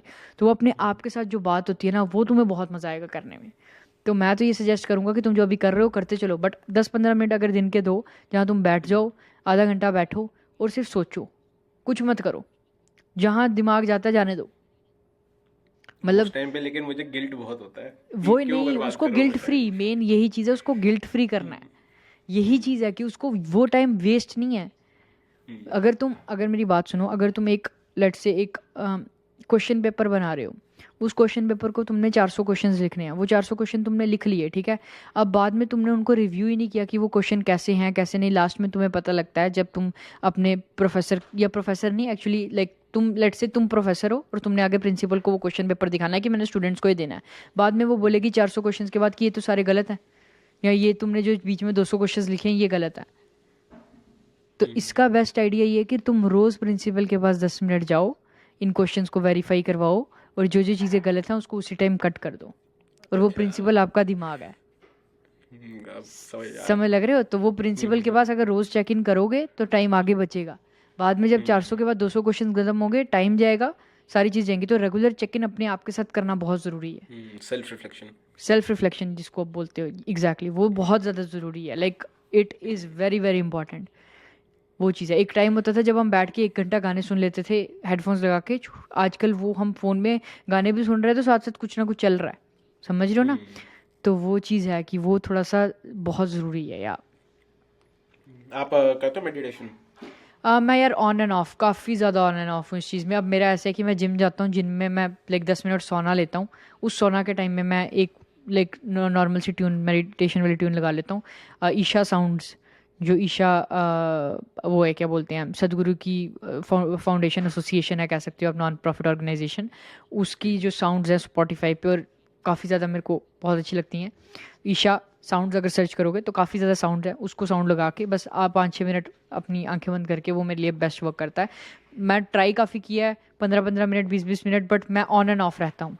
But it definitely helps. जब जब मैंने वो ट्राई किया है वो चीज़ मेरे को काफ़ी ज़्यादा हेल्प करती है, बट मैं इसको हैबिट नहीं बना पाता। May be over the time बना लूँ, बट इस साल मेरा मेन गोल ये है कि फ़िटनेस पे थोड़ा ध्यान देना है। तो वो चीज़ है कि इस साल के गोल्स तो नहीं कहूँगा मैं, क्योंकि मेरे हिसाब से आज इस साल मुझे मतलब नई चीज़ पता लगी कि हमें गोल्स नहीं रखने चाहिए, हमें थीम्स रखनी चाहिए। मेरे को ऐसा लगा कि एक साल को एक थीम के दे दो। जैसे अब अगले 20 साल हैं तुम्हारे, अब मेरी ये वाली जो साल की थीम है वो है फिटनेस, कि सर मुझे फिटनेस की तरफ ध्यान देना है। अब ऐसा नहीं है कि मैंने यूट्यूब पे 50 वीडियोस डाली हैं, उसके बाद अपने 360 में से 200 दिन मैंने जिम जाना है, उसके बाद मैंने अपने यूट्यूब के फॉलोअर लाइक सब्सक्राइबर 300 के कर देना है। ये गोल्स जो है ना, eight the end of the day तुम्हें याद भी नहीं रहते। बट अगर तुमने थीम रखी है, ये मैंने एक वीडियो देखी थी यूट्यूब पे, मेरा कॉन्सेप्ट नहीं है ये, 2-3 मिनट की वीडियो थी, बहुत अच्छी थी। उसमें उन्होंने बोला कि एक थीम रखो कि ये साल में तुम एक चीज़ ठीक करोगे। तुम्हारे पास आगे 25-30 साल है, राइट। अगर तुम हर साल एक चीज़ भी ठीक करोगे, कितनी बड़ी बात है। अगर इस साल मैं अपनी देता हूँ फिटनेस को, अगले साल मैं देता हूँ कंटेंट क्रिएशन को या करियर को, उससे अगला साल मैं देता हूँ लाइक कि मेंटल हेल्थ को या फिर सेल्फ रिफ्लेक्शन को, पूरा साल सिर्फ सेल्फ रिफ्लेक्शन, हर साल हर दिन शाम को बैठ के बस ये रिफ्लेक्ट करना है क्या किया अच्छे से। तो एक एक साल में भी तुम्हें 5 सालों में 5 चीज़ें ठीक कर सकते हो पूरी। तो अब और इससे होगा क्या, जब भी तुम कोई टास्क करोगे ना, तुम्हें ये चीज़ रहेगी कि यार ये क्या मेरी थीम के साथ अलाइंड है। अगर मैं अभी देख, अगर मैंने 5 दिन जिम जाना है और मैं 2 दिन ही गया हूँ, तो मैं आगे बोले नहीं यार आज रहने देते हैं, तो क्या ये मेरी थीम के साथ अलाइंड है कि नहीं है। अगर तो थीम के साथ अलाइंड नहीं है, तुम्हें नहीं अच्छा लगेगा और तुम वो काम करोगे। तो वो चीज़ है। या काफ़ी इंटरेस्टिंग। आप वैसे मुझे लग रहा है आप स्टार्टिंग से ही सेल्फ इम्प्रूवमेंट में बहुत ज़्यादा इनटू हो। या मेरे को लाइक एट्थ क्लास से मैं काफ़ी ज़्यादा इस चीज़ में था, जब से like rich dad poor dad पढ़ी। हाँ मैं भी उससे पहले ही काफ़ी ज़्यादा सोच में था मैं। तो उससे बट वो तो एक, चलो आई थिंक किस आई डोंट रिमेम्बर कौन सा बंदा था जिसकी मैंने स्पीच सुनी थी, maybe I don't remember कौन था वो, बट हाँ अच्छा था, आई थिंक टोनी रॉबिन्स था या कोई था, तो उसने उसके बारे में बताया था, तो तब मैंने शुरू किया and then obviously it got me hooked and all that stuff. फिर मुझे पता लगा कि यार बुक इज़ लाइक, एक बुक पढ़ के तुम अंदर कोई और बन के जाते हो, पढ़ने जाते हो, और जब तुम बाहर निकलते हो उससे तो तुम अलग ही बंदे बन के निकल सकते हो। तो वो चीज़ का मतलब बहुत ही फर्क लगता है। मेरी या भी rich dad poor dad first book थी, और उसके बाद अच्छा। एक तो बुक इतनी इंटरेस्टिंग है ना, और लाइक इतनी सही बुक है कि उसके बाद खुद मन करता है कि और बुक्स पढ़ो, कुछ नया पढ़ो, कुछ और राइट। सीखो। तो राइट। वहाँ से मतलब मेरा स्टार्ट हुआ था कि मतलब बुक्स पढ़ने का। उसके बाद तो अभी मैं वो पढ़ रहा था, कौन फोर्टी सी एट वाली? Laws of power. 48 Laws of Power by Robert Greene. Right. आपको आपने पढ़ी है क्या वो, या नहीं सुना मैंने है? वो नहीं पढ़ी, मैंने सुना है उसकी 48 Laws of Power मैंने सुना है, बट मैंने पढ़ी नहीं है। काफ़ी लंदी बुक है, काफ़ी भारी बुक है वो। तो मैं उसको पढ़ूंगा, मेरे लिस्ट में है। मैं अभी जो पढ़ रहा हूँ करेंटली वो है ये वाली, शू डॉग बाय फिल नाइट। तो ये उसकी स्टोरी है, जिन्होंने नाइकी फाउंड किया था, कैसे किया था कैसे नहीं, वो ये अभी पढ़ रहा हूँ। लास्ट मैंने अभी पढ़ी है 4000 weeks by Oliver Burkeman I believe, वो काफ़ी अच्छी बुक थी। तो हाँ मतलब, हाँ काफ़ी कुछ हैं बुक्स मेरी, कुछ जो फेवरेट बुक्स हैं उनमें से मैं मतलब बताऊँ, अगर एक तो rich dad poor dad he होगी, एक मुझे अच्छी लगती है यार काफ़ी ज़्यादा बुक्स हैं लाइक, वो चीज़ है ना कि एक टाइम सोचने में बहुत ज़्यादा, वो एक मैंने ये पढ़ी काफ़ी अच्छी लगी मुझे, माइंडफुल टू माइंडफुल ये बाय बाय ओम स्वामी। ये काफ़ी अच्छी ओके। इनकी बुक है। तो मतलब ये हाँ काफ़ी ऐसी बुक्स हैं जो मतलब मैंने पढ़ी हैं। अटोमिक मेरे को कंपाउंड इफेक्ट बहुत अच्छी लगती है, एटॉमिक हैबिट्स से अच्छी मेरे को कंपाउंड इफेक्ट लगती है, वो भी बहुत अच्छी लास्ट ईयर मैंने पढ़ी। हाँ मतलब इस साल मैंने पूरा बुक्स का पहले ही बना लिया हुआ कि ये बुक्स पढ़नी है और वो बुक्स पढ़ेंगे, काफ़ी एक लिस्ट बना ली है। तो यार लेट्स सी, देखते हैं कैसा बनता है यार। जब पढ़ने बैठे हो तो मज़ा भी आता है फिर। मज़ा भी आता है यार। मैं अपने थोड़ा एफर्ट इंस्टाग्राम पे लगाना शेयर, पड़ता है। यार लगाना पड़ता है, पहले 10 मिनट तुम्हें फोकस बिठाना पड़ता है, फिर उसके बाद जब तुम्हारा फोकस बैठ जाता है फिर आधा घंटा, मेरा ऐसा रूल है कि आधा घंटा पढ़ना है। आधा घंटा में मैं 15 से 20 पेज कवर कर लेता हूँ, एटलीस्ट 15 पेज कवर कर लेता हूँ, मेरे लिए इनफ है। रोज़ का मेरे और एक मैंने ऐसे ट्रैकर्स रखे हुए अपनी लाइफ के लिए, जो कि जैसे ये एक रीडिंग का ट्रैकर है, ठीक है, एक जिम का ट्रैकर है, और एक ट्रैकर है जूस, मतलब एक मेरी हैबिट है उसका जूसिंग का। तो वो करके 3 ट्रैकर हैं, और रोज़ अपना मार्क कर लिया कि हाँ भाई ये ट्रैक वाला काम डन है, तो इससे मेरे को अच्छा रहता है। ऑनलाइन भी बहुत ट्रैकर्स मिल जाएंगे, but I prefer pen and paper method always, तो इसलिए मैं ये वाला तरीका यूज़ करता हूँ। आपने नोशन यूज़ करा है? हाँ मैंने नोशन यूज़ करा है, अभी करते भी हो मैं लाइक यूज़ करता हूँ। रेगुलरली? हाँ हाँ हाँ, मैं नोशन यूज़ करता हूँ। नोशन मेरे को नोशन। प्रोजेक्ट मैनेजमेंट के लिए काफ़ी अच्छा लगता है, जैसे यूट्यूब वाला स्टफ हो गया जो हम ट्रैक करना, लाइक हैबिट ट्रैकर्स, तो उसमें बहुत अच्छे अच्छे हैबिट ट्रैकर्स हैं। But I prefer pen and paper, क्योंकि I feel like going into that जब मैं इसको यहाँ पे देखता हूँ, जैसे अब मेरे ये टेबल पे रहता है, मैं अपने काम, इधर मैंने काम ही करना है तो मेरे दिख जाता है और मेरी ये चीज़ क्लिक होती रहती है। नोशन इज़ मोर और लेस लाइक कि अगर मैं कोई वीडियो अपडेट कर रहा हूँ या कुछ भी स्क्रिप्ट बना रहा हूँ, तब मैं उस पर जाऊँगा, पर इस चीज़ को मैं सामने हर रोज़ देखूंगा और ये चीज़ मेरी आंखों के आगे 10 बार दिखेगी मेरे को, और मैं उस चीज़ पे जाऊँगा ही जाऊँगा। तो वो चीज़ है या सही है। इस अगर चीज़ आपकी के लिए। लाइक आप और लाइक किस किस फील्ड, मतलब do you read only self improvement books? आप लाइक फिक्शन की साइड पढ़ते हो वैसे? फिक्शन मैंने 3-4 बुक्स पढ़ी हैं, टू बी वेरी ऑनेस्ट। एक मैंने पढ़ी थी द साइलेंट पेशेंट, एक दो मैंने और पढ़ी हैं, बट मुझे इतना फिक्शन में इंटरेस्ट नहीं है, to be very honest with you. मेरे को सेल्फ इम्प्रूवमेंट में भी कोई कोई अच्छी बुक लगती है, अगर कभी ऐसा लगे तुम्हें बुक बीच में अच्छी नहीं लग रही, छोड़ दो। मैंने थोड़ी देर पहले बुक पढ़ रहा था मैं, कौन सी आई डोंट रिमेंबर, मेरा आईपैड अंदर पड़ा है। आधी बुक पढ़ी एंड आई वाज लाइक ना, it is not making sense to me at least. और वो काफ़ी फेमस बुक है, यार क्या नाम है उस बुक का? Power of a conscious mind तो नहीं थी नहीं नहीं, वो तो काफ़ी अच्छी, बाय जोसेफ मर्फी, बहुत वो अच्छी। मुझे मुझसे नहीं पढ़ी गई, वो बहुत मुझे बहुत बोरिंग ये लगी मेरे थी। 2 दोस्तों से भी नहीं पढ़ी गई यार वो, आई don't know why. I like it a lot. The power of subconscious mind by doctor Joseph Murphy, बहुत अच्छी बुक है, मुझे बहुत ज़्यादा अच्छी पसंद, मतलब I like it a lot. और जो अभी मैं बुक पढ़ रहा था यार, कौन सी बुक थी वो, मेरे को याद ही नहीं आ रही वो, shit man, I don't no. मेरे कभी दिमाग में एक मिनट लेट मी सी, एक्चुअली ना मेरे को पता लग जाएगा। मेरी यहाँ पे भी तो बुक्स है ना, जो एप्पल बुक्स में बुक्स होंगी वो यहाँ पे भी तो होंगी। लेट मी सी, अगर मेरे को यहाँ मिलती है तो, outliers, outliers by Malcolm Gladwell, बहुत फेमस बुक है। बट जी, जहाँ से 10,000 वीक्स का कॉन्सेप्ट आया है, 10,000 आवर्स का, कि कोई भी स्किल को आपको बनाने के लिए 10,000 आवर्स आपको पुट इन करने पड़ते हैं, तो वो वाला कॉन्सेप्ट आई बिलीव इस बुक के बीच में डिस्कस किया था। तो हाँ, वो मुझे अच्छी नहीं लगी, बहुत बोरिंग, बहुत ज़्यादा लंबी खींची हुई बुक। मुझे पसंद है कि क्रिस्प बुक्स जो कि इफेक्टिव हों और हमें बताएं कि क्या करना है। प्रैक्टिकल। हाँ, प्रैक्टिकल हूँ, ऐसा ना हो कि यार ठीक है कहानी चल रही है और हम कहानी के पार्ट हम ना, आई डोंट वांट दैट। तो वो चीज़। आपकी फेवरेट बुक काफी कौन कुछ सी है? मेरी, मैंने भी, लाइक मैं सही बताऊं तो मैंने अभी बिल्कुल स्टार्ट ही करा पढ़ना, क्योंकि जब कनाडा आया था उसके बाद तो अराउंड 4-5 महीने तक तो मैंने कोई बुक को छुआ ही नहीं, क्योंकि उस टाइम बिल्कुल हर चीज़ ही बदल गई। उसके बाद पहले मैं बस गाने बहुत बनाता था, फिर मेरा वो भी छूट गया, फिर बुक्स रीडिंग भी छूट गई। और लेकिन अब मैंने फिर से स्टार्ट करा है, अभी तो 48 लॉज ऑफ पावर पढ़ रहा हूँ मैं। बाकी अभी 1 मिनट रुको, मैं किंडल ही खोलता हूँ। अरे डेफिनेटली, मेरे अभी मैंने कांट हर्ट मी भी मेरे को बहुत अच्छी लगी थी। Can't hurt me by David Goggins, बहुत अच्छी बुक थी। साइकोलॉजी ऑफ मनी बहुत बढ़िया लगी मुझे, साइकोलॉजी ऑफ बहुत मनी, प्रैक्टिकल। या बहुत प्रैक्टिकल, या डेफिनेटली डेफिनेटली।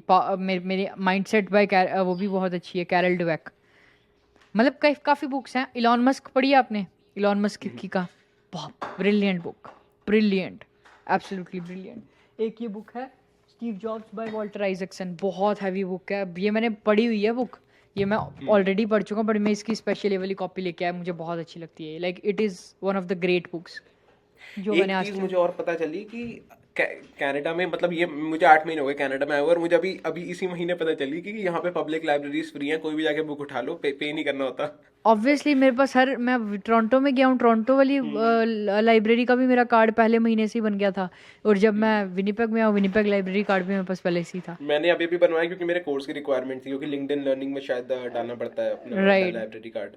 तो मैंने राइट अभी भी राइट। बनवाया, तो मैंने कहा कि how much does it cost, तो उन्होंने कहा it's absolutely free. It's absolutely free, you just have to be बहुत रेजिडेंट ऑफ सही है। That city.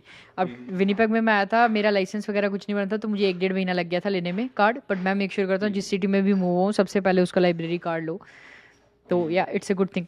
टेक्निकली तो मेरे पास काफ़ी बुक्स हैं अभी आईपैड पे पड़ी हुई, जो कि मैंने डाउनलोड कर ली हैं, 30 से 40 बुक्स इस साल के लिए। तो वो तो चीज़ चलो जब करेंगे करेंगे, बट या मतलब लाइब्रेरी कभी कभी मज़ा आता है जाने में, जब तुम्हें। मैं पहले क्या करता था, टोरंटो में मेरे पास आईपैड भी नहीं होता था ना, आजकल तो चलो मैंने सिर्फ आईपैड, मैंने सिर्फ एक ही पर्पज़ के ले लिया, वो है रीडिंग, और कुछ नहीं करता मैं उसमें। कोई कंटेंट कंज्यूम नहीं करता, कोई यूट्यूब नहीं देखता, कोई कुछ नहीं, सिर्फ और सिर्फ रीडिंग। और वो मैंने जब नहीं होता था तब मैं क्या करता था, टोरंटो लाइब्रेरी जाना, 21 दिन के लिए बुक मिलती थी, if I remember it correctly. 21 दिन के लिए बुक ले ली, 2 बुक्स लेके आ गए, 2 ख़त्म करके उधर दे दी, देन दोबारा ले आए। तो यार डेफिनेटली टोरंटो की सबसे बड़ी लाइब्रेरी, अगर नहीं देखी किसी ने, कोई टोरंटो में है तो वो है reference library, I believe Toronto reference library, I as far as I remember. बहुत ही बड़ी लाइब्रेरी है वो, अल्टीमेट टोरंटो रेफरेंस लाइब्रेरी है आई थिंक, डाउनटाउन में, बहुत बड़ी है। या टोरंटो रेफरेंस लाइब्रेरी, करेक्ट। आप कोई यूट्यूब चैनल भी फॉलो करते हो वैसे, फाइनेंस का या फिर सेल्फ इम्प्रूवमेंट हाँ का? यार, बहुत बहुत ज़्यादा यूट्यूब चैनल फॉलो करता हूँ मैं। एक तो माइनॉरिटी माइंडसेट है, जो काफ़ी अच्छा चैनल है। और टेक्निकली मैं आजकल डॉक्टर ह्यूबरमैन पॉडकास्ट और जो रोगन बहुत सुनने लग गया हूँ। तो जो रोगन और डॉक्टर ह्यूबरमैन मेरे को बहुत अच्छा लगता है। अगर तुम पॉडकास्ट फॉलो करते हो तो डॉक्टर ह्यूबरमैन का नाम सुना ही होगा तुमने, Huberman Labs, H U B Joe E Rogan का आर सुना है मैंने। HUBERMAN, Huberman Labs. तो he is a neuroscientist. तो वो माइंड के पूरा मतलब हर मैकेनिज्म बताता है कि तुम फ़ोन इतना चलाते हो तो क्यों चलाते हो। He is like the OG। अगर तुम मतलब अगर मैं ये बोलूँ कि most practical podcast in the whole world या in the whole creation space, doctor Huberman lab. उसने हर एक कॉन्सेप्ट को पकड़ के, मसल बिल्डिंग हो गया, फूड डाइट, मतलब आई जस्ट लव हिम, वो चीज़ है। और बाकी मैं अगर फाइनेंस की बात करूँ तो मैं एक दो और अच्छे चैनल्स को फॉलो करता हूँ, जैसे कि एक है डैनियल, डैनियल करके है, और एक है ग्राहम, आई डोंट रिमेंबर उनके पूरे नाम क्या है, मैं आपको नाम बताता हूँ। Daniel investing, Daniel Daniel Pronk, PRONK, Daniel Pronk है, और एक है ग्राहम स्टीफन। सो ये बहुत अच्छे हैं, Graham Stephan and Daniel Pronk, ये बहुत अच्छे चैनल्स हैं जो मैं फॉलो करता हूँ। बाकी इन्वेस्टमेंट पे और भी मैं, मतलब मेरे को on the top of my mind नहीं आ रहे, बट हाँ मैं काफ़ी ऐसे है चैनल जो उनको फॉलो करता हूँ। तो या मतलब ऐसी चीज़ें हैं जो मेरे को काफ़ी ज़्यादा मज़ा आता है फॉलो करने में। और रियल एस्टेट के भी 2-3 चैनल्स हैं जो मैं फॉलो करता हूँ, क्योंकि ये चीज़ें मेरे को थोड़ा सा मतलब मज़ा आता है। या रियल एस्टेट में आपका लाइक कैसे इंटरेस्ट बना? हाँ, रियल एस्टेट में मेरा असली इंटरेस्ट बना क्योंकि जो rich dad and poor dad के ऑथर हैं Robert Kiyosaki, he is a real estate guy technically. तो उसने बोला कि अगर तुम 90% of the wealth is created with real estate, so I was like कि व्हाट इज़ रियल एस्टेट, जब मैं कनाडा में आया था मुझे पूछना था कि रियल एस्टेट क्या है। इंडिया में तो मुझे इतना आइडिया नहीं था। और फिर मैंने क्या किया, मैंने एक चीज़ नोटिस किया, आज तक मैं रिच डैड पुअर डैड 3 बार पढ़ चुका हूँ। पहली बार जब पढ़ी थी तो मैंने इंडिया में एक कुछ बिजनेस शुरू किया था, दूसरी बार जब पढ़ी थी तब मैंने यूट्यूब चैनल शुरू किया था, तीसरी बार जब मैंने पढ़ी थी तब मैंने इन्वेस्टिंग शुरू की थी। अब लग रहा है दोबारा टाइम आ गया है। तो वो चीज़ है कि वो बुक हर बार कुछ ना कुछ सिखाती है, तो वो उसने मेरे को बताया रियल एस्टेट क्या है। फिर मैंने सर्च करने के रियल एस्टेट होता क्या है। रियल एस्टेट बेसिकली ये है कि आपकी लाइक प्रॉपर्टी जिसको आप बाय सेल कर सकते हो। बड़े मेथड्स होते हैं रियल एस्टेट के भी, अगर उसमें डीप जाना चाहे तो मैं 1.5 घंटा खाली रियल एस्टेट पे बात कर सकता हूँ। मैंने लिटरली बहुत ज़्यादा लोगों के साथ लाइक बैठ के यही चीज़ें बातें की कि काम कैसे करता है। बर्ड स्ट्रैटेजी होती है, फ्लिप स्ट्रैटेजी होती है, आप उसको रेंटल बना सकते हो, एयरबीएनबी कर सकते हो, सिंपल सेल कर सकते हो, बहुत ही स्ट्रैटेजीज हैं। बट मेरा इनसे लाइक मेरे विनीपेग में जब मैं मूव हुआ था तो आगे पीछे काफ़ी ज़्यादा रियल एस्टेट वाले लोग मिले मेरे को, जो कि इंडियंस नहीं हैं, बट उनके साथ मेरा काफ़ी ज़्यादा मैंने उनको बोला कि हम एक इंटरव्यू करते हैं क्योंकि मेरे को सीखना था। और मैंने वो इंटरव्यू अपने यूट्यूब चैनल पर डाले हुए, अगर तुम सर्च करोगे। CEO जो कि सेव मैक्स के CEO हैं, रमन दुआ सर, उनके इंटरव्यू करने के लिए भी मैं टोरंटो गया था। तो वो बहुत चीज़ें, मतलब मेरे को पता लगता है कि रियल एस्टेट इज़ लाइक कि real estate is where you can make big money. Stock market investment में बहुत पैसा बन सकता है, नो डाउट। वो चीज़ मैं उसको ऐसे रखा हुआ एज अ लॉन्ग टर्म कि जब मैं 10 साल बाद रिटायर हूँ, 15 साल बाद रिटायर हूँ, वो पैसा मैं निकाल के इंजॉय करूँ। I don't want to work later on. जो रियल एस्टेट है दैट इज़ मोर और लेस लाइक कि जो मेरे को लगता है कि आगे जाके मैं अगर करूँगा, मेरा एक रूल होगा कि हर दूसरे साल में एक घर लेना है। That is my rule. It might seem unrealistic to many people, but that's what if you can't even think about it, you won't like even achieve it at all. So at least thinking about it makes sense. और ज़रूरी नहीं है घर मतलब यही है कि $1,000,000। Winnipeg में तुम 80,000 का घर भी ले सकते हो, एंड इट्स रियल। $1,00,000 का घर यहाँ पे मिलते हैं, 50,000 का उस पर काम करवाओ, बाद में तुम उसको सेल कर दो। इसको बोलते हैं फ्लिप। तुमने सस्ता घर लिया 1 लाख का, उसके ऊपर 50,000 का काम करवाया और तुमने 2 लाख का बेच दिया, सिंपल 50,000 प्रॉफिट। बट ये इतनी सिंपल चीज़ें नहीं है। It doesn't seam it like it seem so simple. मैं भी यही अंदर बोलने वाला था। अंदर बहुत चीज़ें और जाती हैं, but it's just an example. ठीक है कि ऐसी चीज़ें काम करती हैं। और कौन सा घर मेक सेंस कर रहा है, कौन सा नहीं कर रहा है, उसके लिए बहुत ज़्यादा number and all that stuff होते हैं, जो कि तुम्हें पता है कि हाँ भाई अगर मैंने इस घर को 1 लाख का लिया तो मेरे को प्रॉफिट करेगा, अगर मैं 1,20,000 का ले गया तो ये मेरे को लॉस में दे देगा। तो या वो चीज़ का ध्यान रख के, हाँ काफ़ी चीज़ें हैं, एक one thing at a time. जब मैं इन्वेस्टिंग सीख रहा था मैंने 1-1.5 साल इन्वेस्टिंग सीखी, जब मैं रियल एस्टेट सीख रहा था मैंने 1-1.5 साल रियल एस्टेट सीखा। तो अब जब मैं और चीज़ें और सीखूंगा, मैं अपना घर बाय करूंगा, तो उस चीज़ के बारे में मैं और चीज़ें सीखूंगा कि बाय कैसे करना टेक्निकली। या आपने बात करी कि आप मतलब ऐसे रियल एस्टेट से रिलेटेड लोगों के साथ मिलते हो या फिर जिस चीज़ में भी इंटरेस्ट है, तो आप नेटवर्क कैसे करते हो? मतलब कैसे आप लोगों को फाइंड करते हो या फिर कैसे उनके साथ यार बैठते हो? देखो, सिंपल ऐसी बात है कि मेरे को ये चीज़ बहुत बेनिफिट करती है कि मेरे पास प्लेटफॉर्म है। ठीक है, जो मेरा चैनल है ना उस पर like if I ask them कि एक वीडियो बनानी है, they will be more than happy, क्योंकि उनको उस चीज़ का उनको भी एक्सपोजर मिल रहा है, राइट। बट अगर वो मेरे पास ना हो तो आप लोकल इवेंट्स होते हैं, काफ़ी ज़्यादा फ्री इवेंट्स होते हैं, लाइब्रेरी में काफ़ी इवेंट्स होते हैं, मीटअप इवेंट्स होते हैं। मीटअप.com करके एक बहुत अच्छा ऐप है, आप जाओ उसको डाउनलोड करो, मीटअप.com को। आगे पीछे आप रियल एस्टेट में इंटरेस्टेड हो, रियल एस्टेट के कॉन्फ्रेंसेज होते हैं फ्री।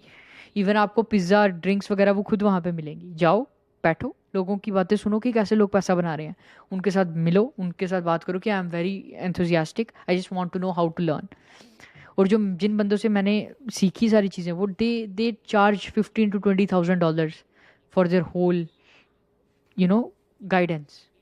एंड मैंने ऐसा नहीं कि उनसे वन बाय पूरा घर लेना सीखा या कुछ भी किया, मैंने सिर्फ अंडरस्टैंड किया कि चीज़ें कैसे काम करती हैं। वंस यू नो कि क्या क्या चीज़ें होती हैं, then you will figure it out, अगर आपका मन है तो वो चीज़ है कि मैंने उनसे सीखा। ओके, अगर वो तो मेरे को कहते थे कि लाइक अगर तूने विनीपेग में रियल एस्टेट करनी है, क्योंकि they are in Winnipeg right, कि विनीपेग में रियल एस्टेट करनी है, मेरे साथ लग जा, हर रोज़ हम जाएंगे, प्रॉपर्टीज देखेंगे, कॉन्ट्रैक्टर से बात करेंगे किसने ठीक करनी है प्रॉपर्टी, कैसे काम करेगा, कहाँ से अप्रेज करवानी है प्रॉपर्टी को। अब अप्रेजल क्या होता है, जब प्रॉपर्टी की तुमने ठीक करवा दिया, अब उसकी वैल्यू कितनी बढ़ गई, तो वो कौन डिसाइड करता है, वो एक अप्रेजर डिसाइड करता है। तो वो घर पे आता है आपके और कहता है कि अच्छा इसकी वैल्यू अब हो गई है 2 लाख, तो आपका लगा था 1.5 लाख, टेक्निकली आपका 50,000 का ऊपर प्रॉफिट आ गया, तो फिर उस अप्रेज्ड वैल्यू पे तुम प्रॉपर्टी को सेल करने के लिए डालते हो, और उस वैल्यू पे वो सेल होती है, उससे ज़्यादा पे या जिस हिसाब से भी वो होती है, तो तब आपको पता लगता है कि वो प्रॉफिट हुआ है। तो ये सारी चीज़ें जो होती हैं, ये आपको पता लगना है। meetup.com करो, आगे पीछे आप कॉन्फ्रेंसेस देखो, वहाँ पे जाओ, लोगों से बात करो और लोगों से सीखो। थोड़ा सा इंट्रोवर्ट नेचर भी होगा, तब भी कोशिश करो कि आप आगे बढ़ो, क्योंकि कोई घर पे आके आपको सिखाने नहीं वाला, दैट इज़ फॉर श्योर।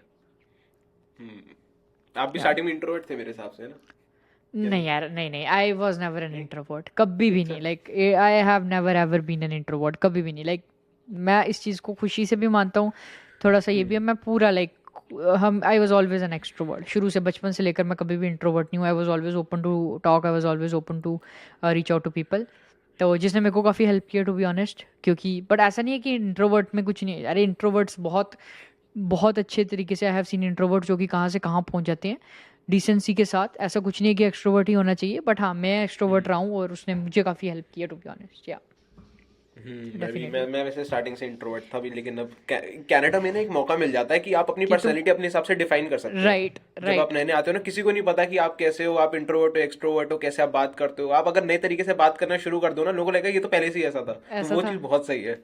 या डेफिनेटली वो चीज़ तुम उसको बहुत फ़ायदे में ले सकते हो कि तुम अपने लोगों से बात करो, कैनेडियंस के साथ मिलो। मैंने बंदे देखे हैं यार जो बोलते तक नहीं थे ना, आजकल वो like they are going crazy, मतलब क्रेजी इन द सेंस कि like they are doing really good when it comes to networking और लोगों से मिलना और कम्युनिकेशन। ये बहुत हेल्प, ये मतलब ये बेसिक स्किल्स जो हैं, जो सॉफ्ट स्किल्स हैं आपकी, ये आपको कनाडा में बहुत ज़्यादा आगे लेके जाएंगी। तुम्हें भाई इन्वेस्टिंग का नहीं पता चलेगा, अगर तुम्हें अच्छी बात करनी आती है ना, अगर तुम जॉब इजीली वो क्रैक कर पाओगे तभी बात है। मेरे को ऐसा लगता है कि कभी भी कोई भी इंटरव्यू होता है ना जॉब का, लाइक तुम्हें अगर सारा कुछ पता है, तुम्हें क्या डिफरेंशिएट करता है, तुम्हारी पर्सनैलिटी और तुम्हारा कॉन्फिडेंस। अगर तुम्हारे पास वो 2 चीज़ें हैं, then like there highly chances कि तुम उस चीज़ के लिए एलिजिबल होंगे और वो they will look forward to you. तो या और करके ही आता है। मेरी पहली अगर आपने पॉडकास्ट देखी होगी, उसमें तो इतना मतलब मैं मतलब बता नहीं सकता। उसमें तो मतलब बिल्कुल ही मुझे एक्सपीरियंस नहीं था कि कैसे लॉन्ग, क्योंकि वही है शॉर्ट फॉर्म, मतलब या तो स्क्रिप्टेड वीडियोस होती हैं या फिर एटलीस्ट की पॉइंट्स लिखे होते हैं। वो जब 40-50 मिनट की लगातार बोलना था, तो बीच में बहुत बार स्टटर करा, बहुत बार सोचा कि यार क्या बोल रहे हैं, लेकिन फिर वो टाइम के साथ हो यार जाता है, टाइम के साथ आहिस्ता आता आहिस्ता आ ही जाता है। जाता है, क्योंकि एक टॉपिक से दूसरा खुलता है, दूसरे से तीसरा। तो ये चीज़ हम कहाँ से शुरू की थी हमने, मेरी journey depression, then investing, then stock, then books, देन अब कम्युनिकेशन। तो वो चीज़ लाइक सेगमेंट्स वो चलते रहते हैं एज लॉन्ग एज। और हाँ यार, मेरे को लगता है कि अभी मेरे को सीखने के लिए बहुत चीज़ें हैं, लाइक अनलिमिटेड अमाउंट ऑफ। मेरे को लाइक मुझे ये लगता है कि जिस जिस टाइम पे मैं अभी हूँ, I am good, okay, fine, but I have lot of things to learn. और पूरी ज़िंदगी अभी पड़ी है उस चीज़ को सीखने के लिए, तो I am always up for it, या सही है। लाइक बहुत सही था, मतलब इतनी सारी चीज़ें सीखने को मिलती है ना। क्योंकि और एक तो बस ये मतलब मेन ये चीज़ रहती है कि अगर आप अपना सर्कल सही बना लो ना, तो उससे बहुत ज़्यादा हेल्प मिल जाती है। मैं वही सबसे ट्राई कर रहा ज़रूरी। हूँ कि उन लोगों से लिंक करूँ जो लोग का सेम इंटरेस्ट है, या फिर जो लोग सही में राइट मोटिवेटेड है to grow in life. Right right definitely. I mean वो चीज़ सबसे ज़्यादा डिफरेंस सीरियसली क्रिएट करती है, नो मैटर व्हाट। वो चीज़ लाइक पूरा ऊपर से नीचे तक आपको चेंज कर देती है। जब आप देखोगे आगे पीछे वाले आपके लर्न कर रहे हैं ना, तो आप बोलोगे यार मैं क्यों नहीं कर सकता, मैं भी आधा घंटा पे करता हूँ। या देखोगे आगे पीछे वाले आपके कुछ ऐसे ही क्लब्स वगैरह पार्टी करें, यार ये तो पार्टी में जा रहे हैं, चलो पार्टी चलते हैं। अगर आगे पीछे वाले आपके मस्टैंग ले रहे हैं, तो वही बात होगी आपकी वाली कि जी पे कोई अच्छी डील मिल जाए, तो वो चीज़ है। या यही होता है बस। सही है, लाइक मुझे तो बहुत बढ़िया लगा है पूरा लाइक कॉन्वर्जेशन करके। लिटरली मैं एक टाइम पे आपकी वीडियोस देखता था ना स्टार्टिंग में इंडिया में, मैंने कभी सोचा नहीं था कि मैं आपसे ऐसे पॉडकास्ट करूंगा, लेकिन फिर मैंने सोचा कि let's just send a try. Mail, देखते हैं क्या होता राइट। है। हाँ। राइट, और मैं हमेशा ओपन रहता हूँ यार ऐसी चीज़ों के लिए, टू बी ऑनेस्ट, क्योंकि मेरे को लगता है कि यार मेरा ऐसा कुछ नहीं है कि यार जो मर्जी है जैसा भी है, अच्छे मतलब कॉन्वर्जेशंस के लिए मेरे को हमेशा मज़ा आता है, कुछ नया सीखने को मिलता है। तुम्हारे बारे में मुझे सीखने को मिला कि तुम रैप वगैरह भी करते थे, ठीक है। ये चीज़ें मुझे कब पता लगती है, अगर मैं ऐसे तुम देखता तो वो चीज़ें like you get to know people, you learn a lot about people, और कई ज़्यादा चीज़ें तुम सीखते हो, तो वो चीज़ हमेशा एक अप्रोच अच्छा रहता है मेरे हिसाब से, राइट। सही है। डेफिनेटली मुझे और भी बहुत मज़ा आया। बाकी हाँ, अब एक पॉडकास्ट करेंगे जब अपने अपना पहला घर ले लोगे, अपनी पहली प्रॉपर्टी डेफिनेटली, लोगे। अरे डेफिनेटली, हाँ। 100% for sure, I am down for it. कोई भी चीज़ होगी तो मुझे मतलब कोई टेंशन वाली बात नहीं है, आराम से रीच आउट कर लेना, we will definitely do that for sure. Thanks a lot, all मतलब बहुत राइट। सही लगा आपसे बात करके। और thank you so much Samar. Akshit भाई के सारे लिंक वैसे तो सबने करा ही होगा सब्सक्राइब, लेकिन सारे सोशल मीडिया के लिंक डिस्क्रिप्शन में होंगे, तो वहां से आके सब लोग देख सकते हैं।